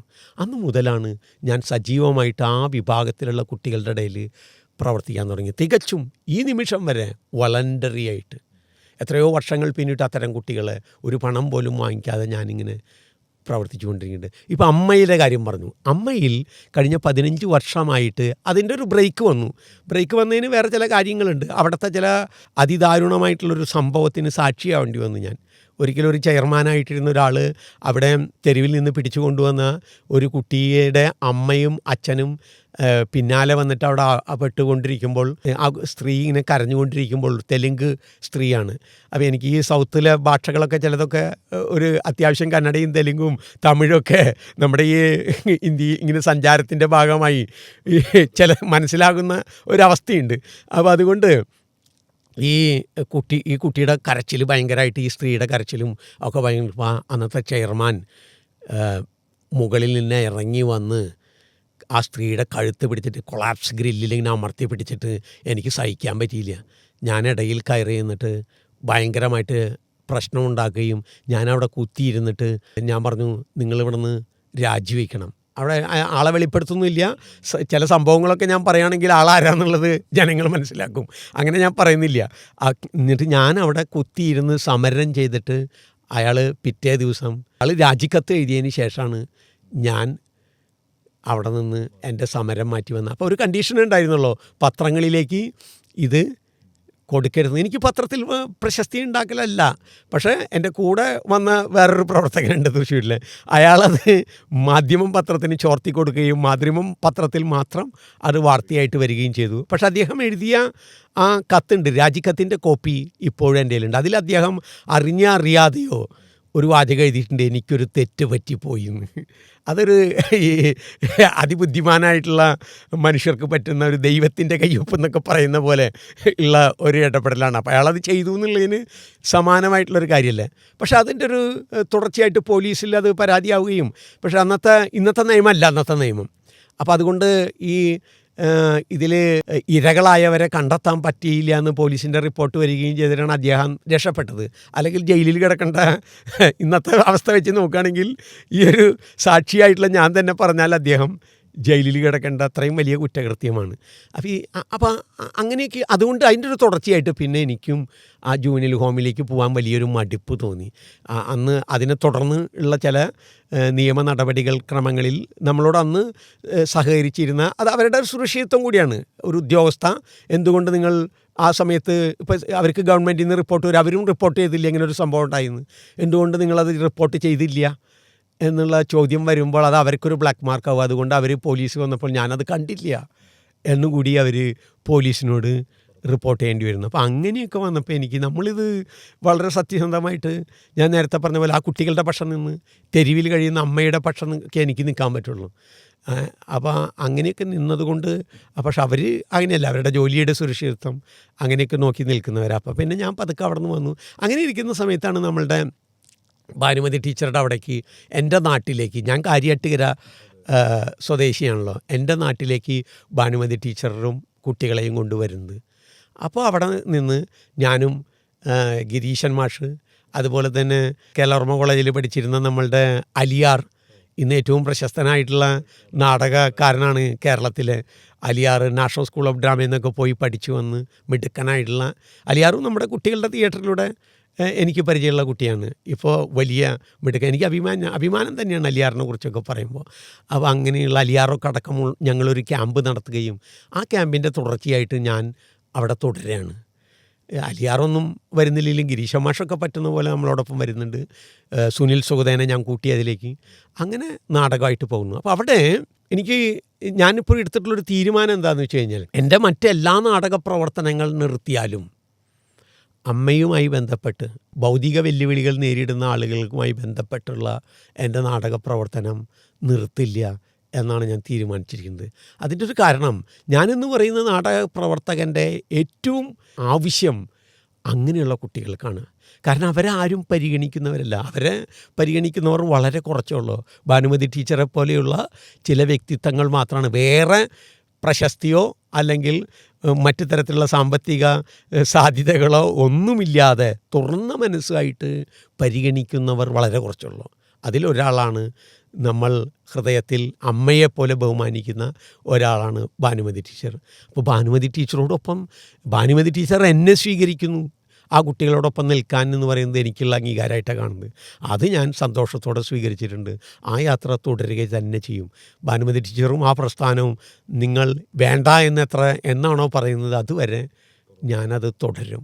അതുകൊണ്ട് ഗുണം ആർക്കാണ് ഉണ്ടായിട്ടുള്ളതെന്ന് അത് ഞാനല്ല പറയേണ്ടത്, അത് പറയേണ്ടത് ഭാനുമതി ടീച്ചറുമാണ്, ആ കുട്ടികളുടെ പാരൻസാണ്. ഒരു കാര്യം ഞാൻ നേരത്തെ പറഞ്ഞ പോലെ, ആ കുട്ടികൾ എന്നെ കാത്തിരിക്കുന്നുണ്ട്. ജൂനൈൽ ഹോമിൽ എന്നെ കാത്തിരുന്ന കുട്ടികളെപ്പോലെ തന്നെ ഈ കുട്ടികളും, കുട്ടികളൊന്നുമല്ല കേട്ടോ, അവരിപ്പോൾ മനസ്സുകൊണ്ട് അവർ കുട്ടികളാണെങ്കിലും പ്രായം കൊണ്ട് എന്നേക്കാൾ മുതിർന്നവരുണ്ട്. കുട്ടികളുടെ തലമാണ് അവരുടെ മാനസിക തലം. അവർ എന്നെ കാത്തിരിക്കുന്നുണ്ട്. അവർ ഒരു ദിവസം ഞാൻ ചെല്ലാതായി കഴിഞ്ഞാൽ അവർക്ക് പറ്റാവുന്ന ഭാഷയിൽ ചിലക്ക് സംസാരിക്കാൻ പറ്റാത്തവരാണ്, വേണ്ടത്ര ക്ലാരിറ്റി ഇല്ല, ഭാഷ അറിയാത്തവർ, ഈ തെരുവിൽ നിന്ന് ഈ പറഞ്ഞ പോലെ പോലീസ് പിടിച്ചുകൊണ്ട് വന്നവർ, ഊരറിയില്ല, അമ്മ അറിയില്ല, അച്ഛനറിയില്ല, അങ്ങനെ യാതൊരു തരത്തിലുള്ള ഐഡൻറ്റിറ്റി ഇല്ലാത്ത കുട്ടികൾ ഒക്കെ ഉള്ളവരാണ്. അതേപോലെ വീട് ഉള്ളവരും നന്നായിട്ട് പാരൻസ് പരിപാലിച്ചു കൊണ്ട് കിടക്കുന്ന മക്കളും ആ കൂട്ടത്തിലുണ്ട്. അവർ നമ്മളെ ആഗ്രഹിക്കുന്നുണ്ട്. ഉള്ള പാരൻസും അവരാഗ്രഹിക്കുന്നുണ്ട്. അവരാണ് പറയുന്നത് ഞങ്ങളുടെ കുട്ടികൾക്ക് വലിയ മാറ്റം വരുന്നുണ്ട്. ഒട്ടും സംഭാഷണം ഇല്ലാത്ത കുട്ടികൾക്ക് തിയേറ്റർ തെറാപ്പിയുടെ ഭാഗമായിട്ട് അത്യാവശ്യം സംസാരിക്കുന്നു, കമ്മ്യൂണിക്കേഷൻ വരുന്നു. ജീവിതത്തിലെ പ്രൈമറി ആയിട്ടുള്ള ചില കാര്യങ്ങൾ, ആളുകളെ കണ്ട വിഷയം സംസാരിക്കാൻ, ജനങ്ങളുമായിട്ടുള്ളൊരു സൗഹൃദം, ഒരു അകൽച്ചയില്ലാതെ അവർ പെരുമാറാൻ ഉള്ള സാധ്യതകളൊക്കെ ഈ തിയേറ്ററിലൂടെ അവർക്ക് വരുന്നു. അപ്പോൾ അവരെ സംബന്ധിച്ചോളം നമ്മളുടെ ആദ്യകാലങ്ങളിലൊക്കെ എങ്ങനെയാണ്, അങ്ങനെ ഒരു കുട്ടി ഉണ്ടെങ്കിൽ നമ്മൾ അവരെ വീട്ടിൻ്റെ ഉമ്മറത്തേക്ക് വരുത്തില്ല. ആരെങ്കിലും അതിഥികൾ വന്നു കഴിഞ്ഞാൽ അവരെന്താണ്, നമുക്കൊരു അപമാനമായിട്ടാണ് കാണുന്നത്. അവരെ പുറകിലേക്കാണ്, അവരെ വീടിനകത്തേക്ക് അടച്ചിടുന്ന വിധമായിരുന്നു. അങ്ങനെയല്ലാതെ ഇവർക്ക് കൂടി അർഹതപ്പെട്ടതാണ് നമ്മുടെ പൂമുഖങ്ങൾ, നമ്മുടെ അരങ്ങിടങ്ങൾ, നമ്മുടെ പൊതുവിടങ്ങൾ എന്ന തലത്തിലേക്ക് അവരെയും കൂടി ബോധ്യപ്പെടുത്തുന്ന ഒരു പ്രവർത്തനമാണ് തിയേറ്ററിലൂടെ നടത്തുന്നത്. അമ്മ എന്ന് പറയുന്ന ഭാനുമതി ടീച്ചറുടെ നേതൃത്വത്തിൽ തൃശ്ശൂരിൽ നടത്തുന്ന പ്രസ്ഥാനവും നടത്തിക്കൊണ്ടിരിക്കുന്നത്. അവരുടെ അവസ്ഥയിൽ നിന്ന് അവരെ ഗംഭീരന്മാരാക്കാൻ പറ്റുന്നുള്ള പ്രതീക്ഷയൊന്നുമല്ല. അവരുടെ ഈ അവസ്ഥയിൽ കുറേയും കൂടി ബെറ്ററായിട്ടുള്ളൊരു ലൈഫ് സ്റ്റൈല് ഈ തിയേറ്റർ കൊണ്ടും അവിടുത്തെ സ്കൂളിലെ മറ്റ് അധ്യാപകരും നന്നായി പണിയെടുക്കുന്നതാണ് കേട്ടോ. നമ്മളുടെ മാത്രം പ്രയത്നം കൊണ്ടല്ല, രംഗചേതനയുടെ ഒപ്പം നിൽക്കുന്ന, എന്നോടൊപ്പം നിൽക്കുന്ന സഹപ്രവർത്തകരുടെയും പ്രയത്നം മാത്രമല്ല. ഞങ്ങൾ അവിടെ ഒരു വിത്തിട്ട് പോരുമ്പോൾ അതിനെ നനച്ച് വൃക്ഷമാക്കി തീർക്കുന്ന പ്രക്രിയ നടത്തുന്നത് ഭാനുമതി ടീച്ചറും അവിടുത്തെ അധ്യാപകരും പാരൻസാണ്. അവരും ഞങ്ങളോടൊപ്പം നിൽക്കുന്നു. അപ്പോൾ പിന്നെ ഞങ്ങൾക്ക് എന്താ കുഴപ്പം? അപ്പം ഞങ്ങൾക്കും വലിയ സന്തോഷമുണ്ട്. ഞങ്ങളെക്കൊണ്ട് അങ്ങനെയെങ്കിലും എന്തെങ്കിലുമൊക്കെ നാടകം കൊണ്ട് ചെയ്യാൻ പറ്റിട്ടല്ലോ, അതൊക്കെയല്ലേ വേണ്ടത്, അത്രയേ ഉള്ളൂ. എന്തായാലും അത് ചെറിയ കാര്യമല്ല. കാരണം ഇപ്പോഴത്തെ സമൂഹം, ഇപ്പോഴത്തെ ഒരു കാലം നമ്മിൽ നിന്ന് ആഗ്രഹിക്കുന്ന ഒരു ചരിത്ര നിയോഗമായിട്ട് തന്നെ എനിക്ക് തോന്നുന്നു. പിന്നെ ചില സിനിമകളിൽ അഭിനയിച്ചിട്ടുണ്ട്. ആ അഭിനയിച്ച സിനിമകളുടെ എണ്ണം വളരെ കുറവാണ്. പക്ഷെ അതിൻ്റെ ഒരു 100 ഇരട്ടി സിനിമകളിൽ സഹപ്രവർത്തകരെ കയറ്റി അയക്കുന്ന ഒരു പ്രക്രിയ, അതായത് കാസ്റ്റിംഗ് ഡയറക്ടർ പല സിനിമകളിലും പലരുമാണെങ്കിലും കാസ്റ്റിംഗ് ഡയറക്ടർ തൃശ്ശൂരാണ് ഷൂട്ടെങ്കിൽ ഗണേഷ് മാഷെ സമീപിക്കും. പിന്നെ ഗണേഷ് മാഷെ സമീപിച്ചു കഴിഞ്ഞാൽ അതിലെ കൂടെയുള്ള നാടക പ്രണയികളെ കൃത്യമായിട്ട് അതിൽ നിന്ന് സെലക്ട് ചെയ്ത് പറ്റാവുന്ന റോളുകളിലേക്കൊക്കെ പലരെയും അയക്കാറുണ്ടെന്ന് ഇവിടെ വന്ന് പലരും പറഞ്ഞിട്ടുണ്ട്. ഇപ്പോൾ പ്രേംപ്രകാശ് ലോയിസൊക്കെ പറഞ്ഞു ജോമോൻ്റെ സുവിശേഷങ്ങൾ എന്നുള്ള സിനിമയിൽ എത്തുന്നതിൻ്റെ ഒരു നിയോഗം എന്ന് പറയുന്നത് മാഷാണെന്ന് പറഞ്ഞു. അങ്ങനെ സിനിമയിലേക്കുള്ള ഒരു കാസ്റ്റിങ്ങുകളൊക്കെ പലപ്പോഴും തൃശ്ശൂർ ഷൂട്ട് നടക്കുമ്പോൾ താങ്കളെയാണ് കൂടുതൽ സമീപിക്കാറുള്ളത് എന്നൊക്കെ പറഞ്ഞു. സിനിമ ബന്ധങ്ങൾ, അതുപോലെ തന്നെ സിനിമയിലെ അഭിനയം, അതിൻ്റെയൊക്കെ ഒരു അനുഭവങ്ങൾ എങ്ങനെയാണ്? ഞാൻ എന്നെ തന്നെ വിലയിരുത്തുന്നത് എന്താണെന്ന് വെച്ച് കഴിഞ്ഞാൽ ഞാനൊരു നടനായിട്ടല്ല. ഞാനൊരു നടനാ എനിക്കങ്ങനെ തോന്നിയിട്ടില്ല. ഞാനൊരു സംവിധായകനാണ്, അതെൻ്റെ ഒരു പ്രൊഫഷനായിട്ടും പിന്നെ ആക്ടിങ് ട്രെയിനറായിട്ടൊക്കെ. പക്ഷെ നടൻ എന്നുള്ള കാര്യത്തിൽ ഞാൻ എന്നെ വിലയിരുത്തുമ്പോൾ ഞാനൊരു മോശം ആക്ടറായിട്ടാണ് ഞാൻ എന്നെ റാങ്ക് ചെയ്യുന്നത്. ഒരിക്കൽ ഞാൻ ലെഫ്റ്റ് എന്ന് പറഞ്ഞ സിനിമയുടെ ലൊക്കേഷനിലേക്ക് എൻ്റെ മകനാണ് അതിലെ മറ്റേ ഒരു രാഷ്ട്രീയ നേതാവിൻ്റെ കുട്ടിക്കാലല്ലേ, ഹരീഷ് പേരടി അഭിനയിച്ച റോളിൻ്റെ ഹരീഷ് പേരടിയുടെ കുട്ടിക്കാലം അഭിനയിച്ചത് എൻ്റെ മകനാണ്. അതേപോലെ തന്നെ മറ്റൊരു നടൻ്റെ കുട്ടിക്കാലം അഭിനയിച്ചത് നമ്മുടെ കുട്ടികളുടെ ഗ്രൂപ്പിൽ നിന്ന് ഞാൻ തന്നെ നിർദ്ദേശിച്ചൊരു കുട്ടിയാണ്. അപ്പോൾ ഈ എൻ്റെ മകനെ ലൊക്കേഷനിലേക്ക് ഞാൻ കൊണ്ട് ചെല്ലാണ്. തമിഴ്നാട്ടിലായിരുന്നു അതിൻ്റെ ലൊക്കേഷൻ. ആ ഭാഗത്തിൻ്റെ ഷൂട്ടിങ്ങിന് വേണ്ടിയിട്ട് ചെല്ലുമ്പോൾ എൻ്റെ മകനായ മമ്മുകോയ ആ ഒരു കൊലപാതകം ആദ്യം തുടങ്ങുന്നത് അങ്ങനെയുള്ള സിനിമ കൊലപാതകം കാണുന്ന സ്വന്തം അച്ഛനെ കൊന്നിട്ടത് കാണുന്ന കുട്ടി. അപ്പോൾ കുട്ടിയുടെ കണ്ണിങ്ങനെ പൊത്തുന്നതാണ്. സിനിമ തുടങ്ങുന്നത് അങ്ങനെയാണ്, പിന്നീട് എൻഡിൽ അവസാനിക്കുന്നത് സിനിമ അങ്ങനെയാണ്. ആ കണ്ണ് പൊത്തുന്നത് കളറായിട്ട് അവസാനിപ്പിക്കുന്നതാണ്, ബ്ലാക്ക് ആൻഡ് വൈറ്റിൽ നിന്ന് തുടങ്ങിയിട്ട്. അപ്പം ഞാൻ എൻ്റെ മകനെയും കൊണ്ട് ചെന്നപ്പോൾ അവിടെയുള്ള അസോസിയേറ്റ് ഡയറക്ടർ മുതൽ ക്യാമറയുടെ അസോസിയേറ്റ് അങ്ങനെ വിവിധ മേഖലയിലുള്ള പ്രവർത്തിയെടുക്കുന്ന ആളുകളൊക്കെ എൻ്റെ അടുത്തേക്ക് വരികയാണ്. മാഷെ ഇന്ന ക്യാമ്പിൽ ഞാൻ ഉണ്ടായിരുന്നു കേട്ടോ മാഷ ക്ലാസ്സിൽ. ഇങ്ങനെയുള്ളൊരു സൗഹൃദം എന്നപ്പോൾ അവിടെ ഞാൻ അവരറിയില്ലെങ്കിലും അവർ പലപ്പോഴും പലയിടങ്ങളിലൊക്കെ ആയിട്ട് അവർ കുട്ടിയായിരിക്കുമ്പോൾ എൻ്റെ പല ക്ലാസ്സുകളിലും ക്യാമ്പുകളിലൊക്കെ ഇരുന്നിട്ടുള്ള ആളുകൾ നിരവധി അതിലുണ്ടായിരുന്നു. അപ്പോൾ നമ്മളുടെ തൃശ്ശൂരിൽ നിന്നുണ്ടായിരുന്നു നമ്മുടെ ശിവപ്രസാദ് ഇല്ലേ, പ്രസാദ് നമ്മുടെ തിയേറ്റർ ഗ്രൂപ്പിൽ അഭിനയിച്ച് പോയിരുന്ന ആളാണല്ലോ. ശിവപ്രസാദ് ഇപ്പോൾ അവസാനം ചെയ്ത സിനിമയുണ്ടല്ലോ മരണമാസ് പഴത്തിൻ്റെ നേന്ത്രപ്പഴത്തിൻ്റെ മരണമാസ് എഴുതിയിട്ടുള്ള മരണമാസ്. അപ്പോൾ മരണമാസിൽ ആ ശിവപ്രസാദ് അടക്കം അതിൽ അസിസ്റ്റൻറ്റ് ഡയറക്ടറായിട്ട് വർക്ക് ചെയ്തിരുന്നു. അപ്പോൾ അങ്ങനെ നല്ലൊരു ഗ്രൂപ്പ് അവിടെ വന്നപ്പോൾ മകനെ അഭിനയിപ്പിക്കാനായിട്ട് കൊണ്ടുപോയതാണ്. അപ്പോൾ പക്ഷേ ഇതിലൊരു റോളുണ്ട്, അത് മാഷ് ചെയ്യണമെന്ന് പറഞ്ഞിട്ട് ഒരു പാർട്ടി ഓഫീസിലെ ഒരു സഖാവ് അപ്പം ഞാനതിൽ അഭിനയിച്ചിട്ടുണ്ട്. അതങ്ങനെ വന്നു പോയതാണ്. അപ്പോൾ പിന്നെ അത് ക്ലിപ്പിങ്സായിട്ട് ആ പടം പാർട്ടിന്ന് ഇങ്ങനെ അറിയുന്ന ഒരു ഒത്തുതീർപ്പിൻ്റെ ഒരാളൊരു പ്രശ്നം ഉണ്ടാകുമ്പോൾ അതിനെ വീർപ്പിക്കാതെ ഒരു സമാധാനകാംക്ഷിയായിട്ടുള്ളൊരു സഖാവായിട്ടാണ് ഞാൻ അതിലൊരു ചെറിയ 1-2 ഡയലോഗുള്ളൊരു ഭാഗമാണ് അതിൽ അഭിനയിച്ചിട്ടുള്ളത്. അതങ്ങനെ ഒരു വലിയ കാര്യമായിട്ട് തോന്നിയിട്ടില്ല. പിന്നെ ഞാൻ സിനിമയിൽ അഭിനയിച്ചിട്ടുള്ളത് ഞാൻ രക്തസാക്ഷ്യത്തിൽ ഇതേപോലെ തന്നെ വിജിലാൽ എന്നോട് വന്നിട്ട് പറഞ്ഞു, ഇങ്ങനെ നിങ്ങൾക്ക് വേണ്ടിയിട്ട് ഞാനൊരു റോൾ. അപ്പോൾ ഞാൻ പറഞ്ഞു, നീ നന്നായിട്ട് ആലോചിച്ചിട്ടല്ലേ നോക്കിയേ, ഞാൻ ഒട്ടും ആപ്റ്റല്ല കേട്ടോ. ഞാൻ തന്നെ പലപ്പോഴും അങ്ങനെയാണ്, ഞാൻ എന്നോട് പറയുമ്പോൾ ഞാൻ മറ്റുള്ളവരെയാണ് ആദ്യം ചൂണ്ടിക്കാണിക്കുക. ഇന്ന ആളുകൾ അങ്ങനെയൊക്കെ ചൂണ്ടിക്കാണിക്കുന്ന ഒരാളാണ് ഞാൻ. നല്ലൊരു നടനല്ല. അപ്പോൾ അതുകൊണ്ട് പക്ഷേ അത് മാഷ്ക്ക് തന്നെ ഉള്ളതാണെന്ന് പറഞ്ഞിട്ട് എന്നെ പിടിച്ചു കൊണ്ടുപോയി അതിലൊരു പ്രധാന റോള് അഭിനയിപ്പിച്ചിട്ടുണ്ട്. അതും അതിൻ്റെ വഴിയായിട്ട് പോയി. പിന്നെ ചില പരസ്യങ്ങളിലും അങ്ങനെയൊക്കെ ആയിട്ട് പിന്നെ ചില ഷോർട്ട് ഫിലിമുകളിലും ഒക്കെ നമ്മളിങ്ങനെ ചെയ്തിട്ടുണ്ട്. അതൊക്കെ ഇതേപോലെ തന്നെ നമ്മുടെ സൗഹൃദങ്ങൾ കിട്ടിയിട്ട് അതിനു വേണ്ടി ഞാൻ നടന്നിട്ടില്ല, ഇപ്പോഴും നടക്കുന്നില്ല. എനിക്ക് എവിടെയെങ്കിലും ഇപ്പോൾ മരണമാസിൽ തന്നെ എനിക്ക് ഒരു റോള് വെച്ചിരുന്നു, എന്നെ വിളിച്ചു. അപ്പോൾ ഞാൻ പറഞ്ഞു, അതേ ശിവപ്രസാദേ, എനിക്കാഗ്രഹം നിൻ്റെ ഈ സിനിമ ഗംഭീരമാവണമെന്നാണ്. നമ്മൾ തമ്മിലുള്ള സൗഹൃദത്തിൻ്റെ മുകളിൽ എന്നെ പരിഗണിക്കരുത്, മറ്റൊരാളെ എന്നേക്കാൾ ബെറ്ററായിട്ടുള്ളൊരാളെ വിളിക്കൂ എന്നാണ് ഞാൻ അയാളോട് പറഞ്ഞത്. നമ്മുടെ സൗഹൃദത്തിൽ ഇല്ലേ, ഈ സിനിമ നിൻ്റെ ആദ്യത്തെ സിനിമയാണ്, ഈ സിനിമ സാമ്പത്തികമായിട്ടും ഇത് വിജയിക്കണം, അതിൽ ഈ വ്യക്തിബന്ധങ്ങൾ വെച്ചിട്ട് സിനിമയിൽ ആവരുത്. അപ്പോൾ അതുകൊണ്ട് അങ്ങനെയല്ല മാഷ, ഇത് മാഷക്ക് പറ്റുന്ന റോളാണെന്ന് പറഞ്ഞു.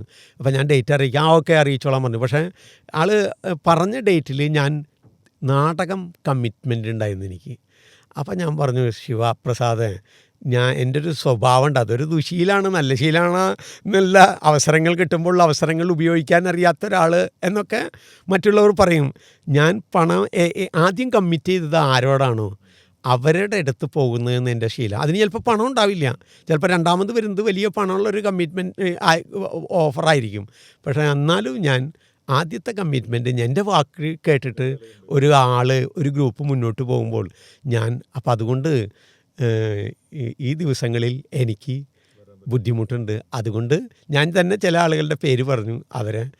അത് ഭംഗിയായിട്ട് നമ്മുടെ ഗ്രൂപ്പിലുള്ള ഒരാൾ തന്നെ ആ ഭാഗം അഭിനയിച്ചിട്ടുണ്ട്. അത് ഏത് ഭാഗമാണെന്ന് ഞാൻ പറയുന്നില്ല കേട്ടോ.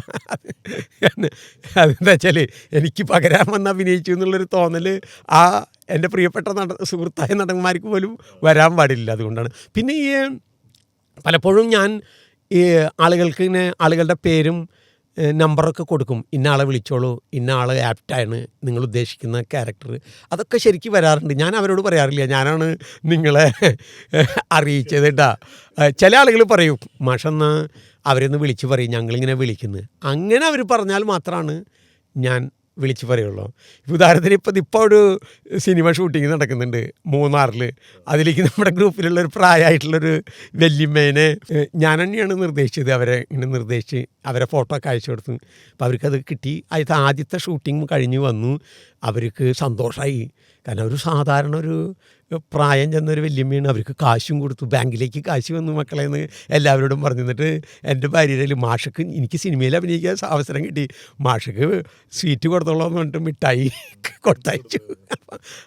അവരറിയുന്നില്ല ഞാനാണ് അതിനു വേണ്ടി അവരുടെ ആവശ്യം വരുന്ന സമയത്ത് ഇവരുടെ ഫോട്ടോസും മറ്റു കാര്യങ്ങളും അയച്ചു കൊടുത്ത് ഇവർ ആപ്റ്റാണെന്ന് പറഞ്ഞിട്ട് നിൽക്കുന്നത്.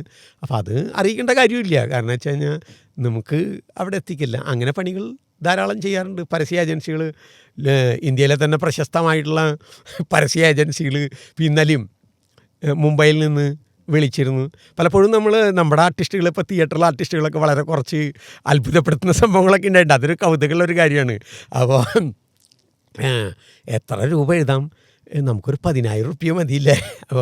അപ്പോൾ അല്ല കുറച്ചും കൂടി കൂട്ടി എഴുതിക്കുക. അപ്പോൾ ഒരു 25,000 രൂപയൊക്കെ എഴുതി അവർക്ക് അവരെ അടിച്ച് അവർക്ക് ഇവിടെ ഫ്ലൈറ്റ് ടിക്കറ്റാണ്, നിങ്ങൾ ഹൈദരാബാദിലാണ് ഷൂട്ടിങ്, നിങ്ങൾ ഫ്ലൈറ്റിൽ വരൂ എന്ന് മറ്റ് ഫ്ലൈറ്റ് ടിക്കറ്റ് തിരിച്ച് വരുമ്പോൾ അവർക്ക് 25,000 അല്ല അവരുടെ റെമുനറേഷൻ, 1,00,000 രൂപയൊക്കെ അവർക്ക് റെമുനറേഷൻ കൊടുക്കുന്നു.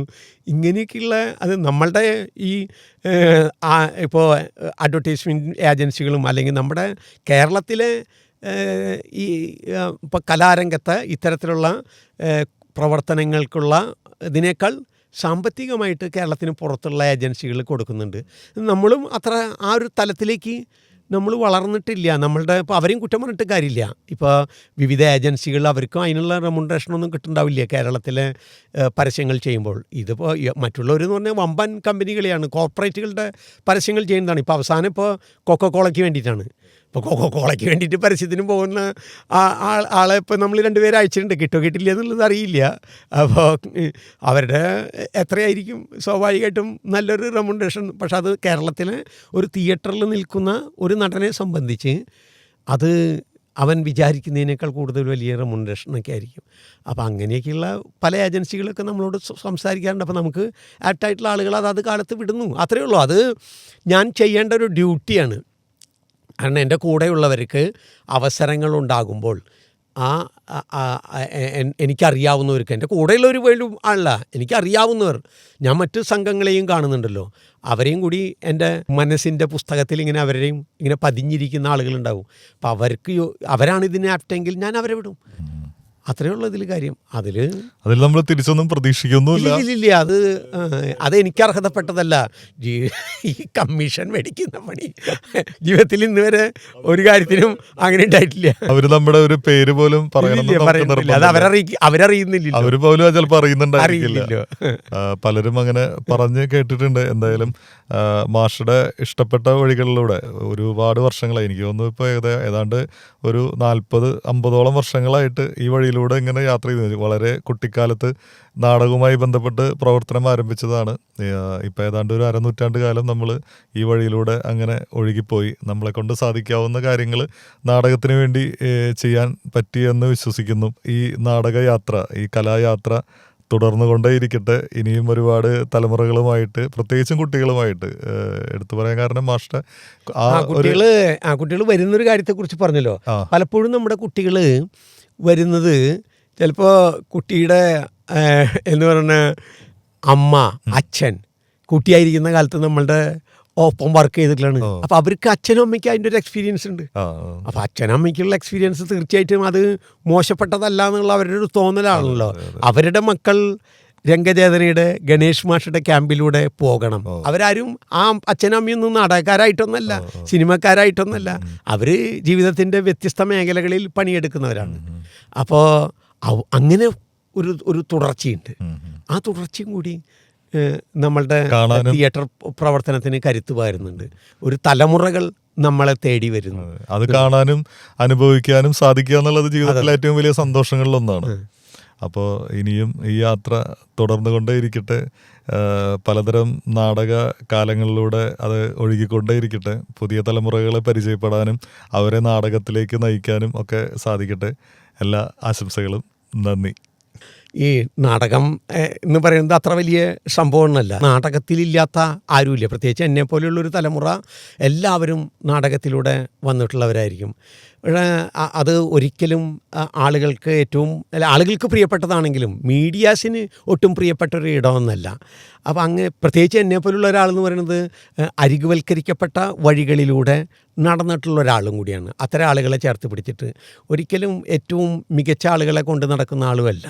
അപ്പോൾ അങ്ങനെയുള്ള ഒരാളെ ഒരു ഇരിപ്പിടത്തിലിരുത്തി അത് ആളുകളിലേക്ക് എത്തിക്കാൻ വേണ്ടി അങ്ങനെ ഒരു മനസ്സുണ്ടായത് ഞാൻ മനസ്സിലാക്കുന്ന എനിക്ക് നല്ല ബോധ്യമുണ്ട്. എങ്ങനെയാണെന്ന് വെച്ച് കഴിഞ്ഞാൽ പഠനകാലം മുതൽ അറിയാവുന്ന പ്രിയ സുഹൃത്ത് ജബിൻ്റെ ആ ഒരു ഉയർന്ന അല്ലെങ്കിൽ അത്തരത്തിലുള്ള ആളുകളെ കണ്ടെത്താനുള്ള ഒരു മനസ്സുള്ളത് കൊണ്ട് തന്നെയാണ്. അപ്പോൾ അതിന് വലിയ നന്ദിയുണ്ട്. ഇപ്പം എന്നെ കേൾപ്പിക്കുന്നു എന്ന് പറയുമ്പോൾ അരികുവൽക്കരിക്കപ്പെട്ട ഒരുപക്ഷെ വർത്തമാനം പറയാൻ പോലും പറ്റാത്ത വലിയൊരു വിഭാഗത്തിൻ്റെ ശബ്ദമാണ് പുറത്തേക്ക് കൊണ്ടുവരുന്നത്. അപ്പോൾ അവർക്ക് കൂടി വേണ്ടി ഞാൻ നന്ദി പറയുന്നു. സന്തോഷം. നന്ദി.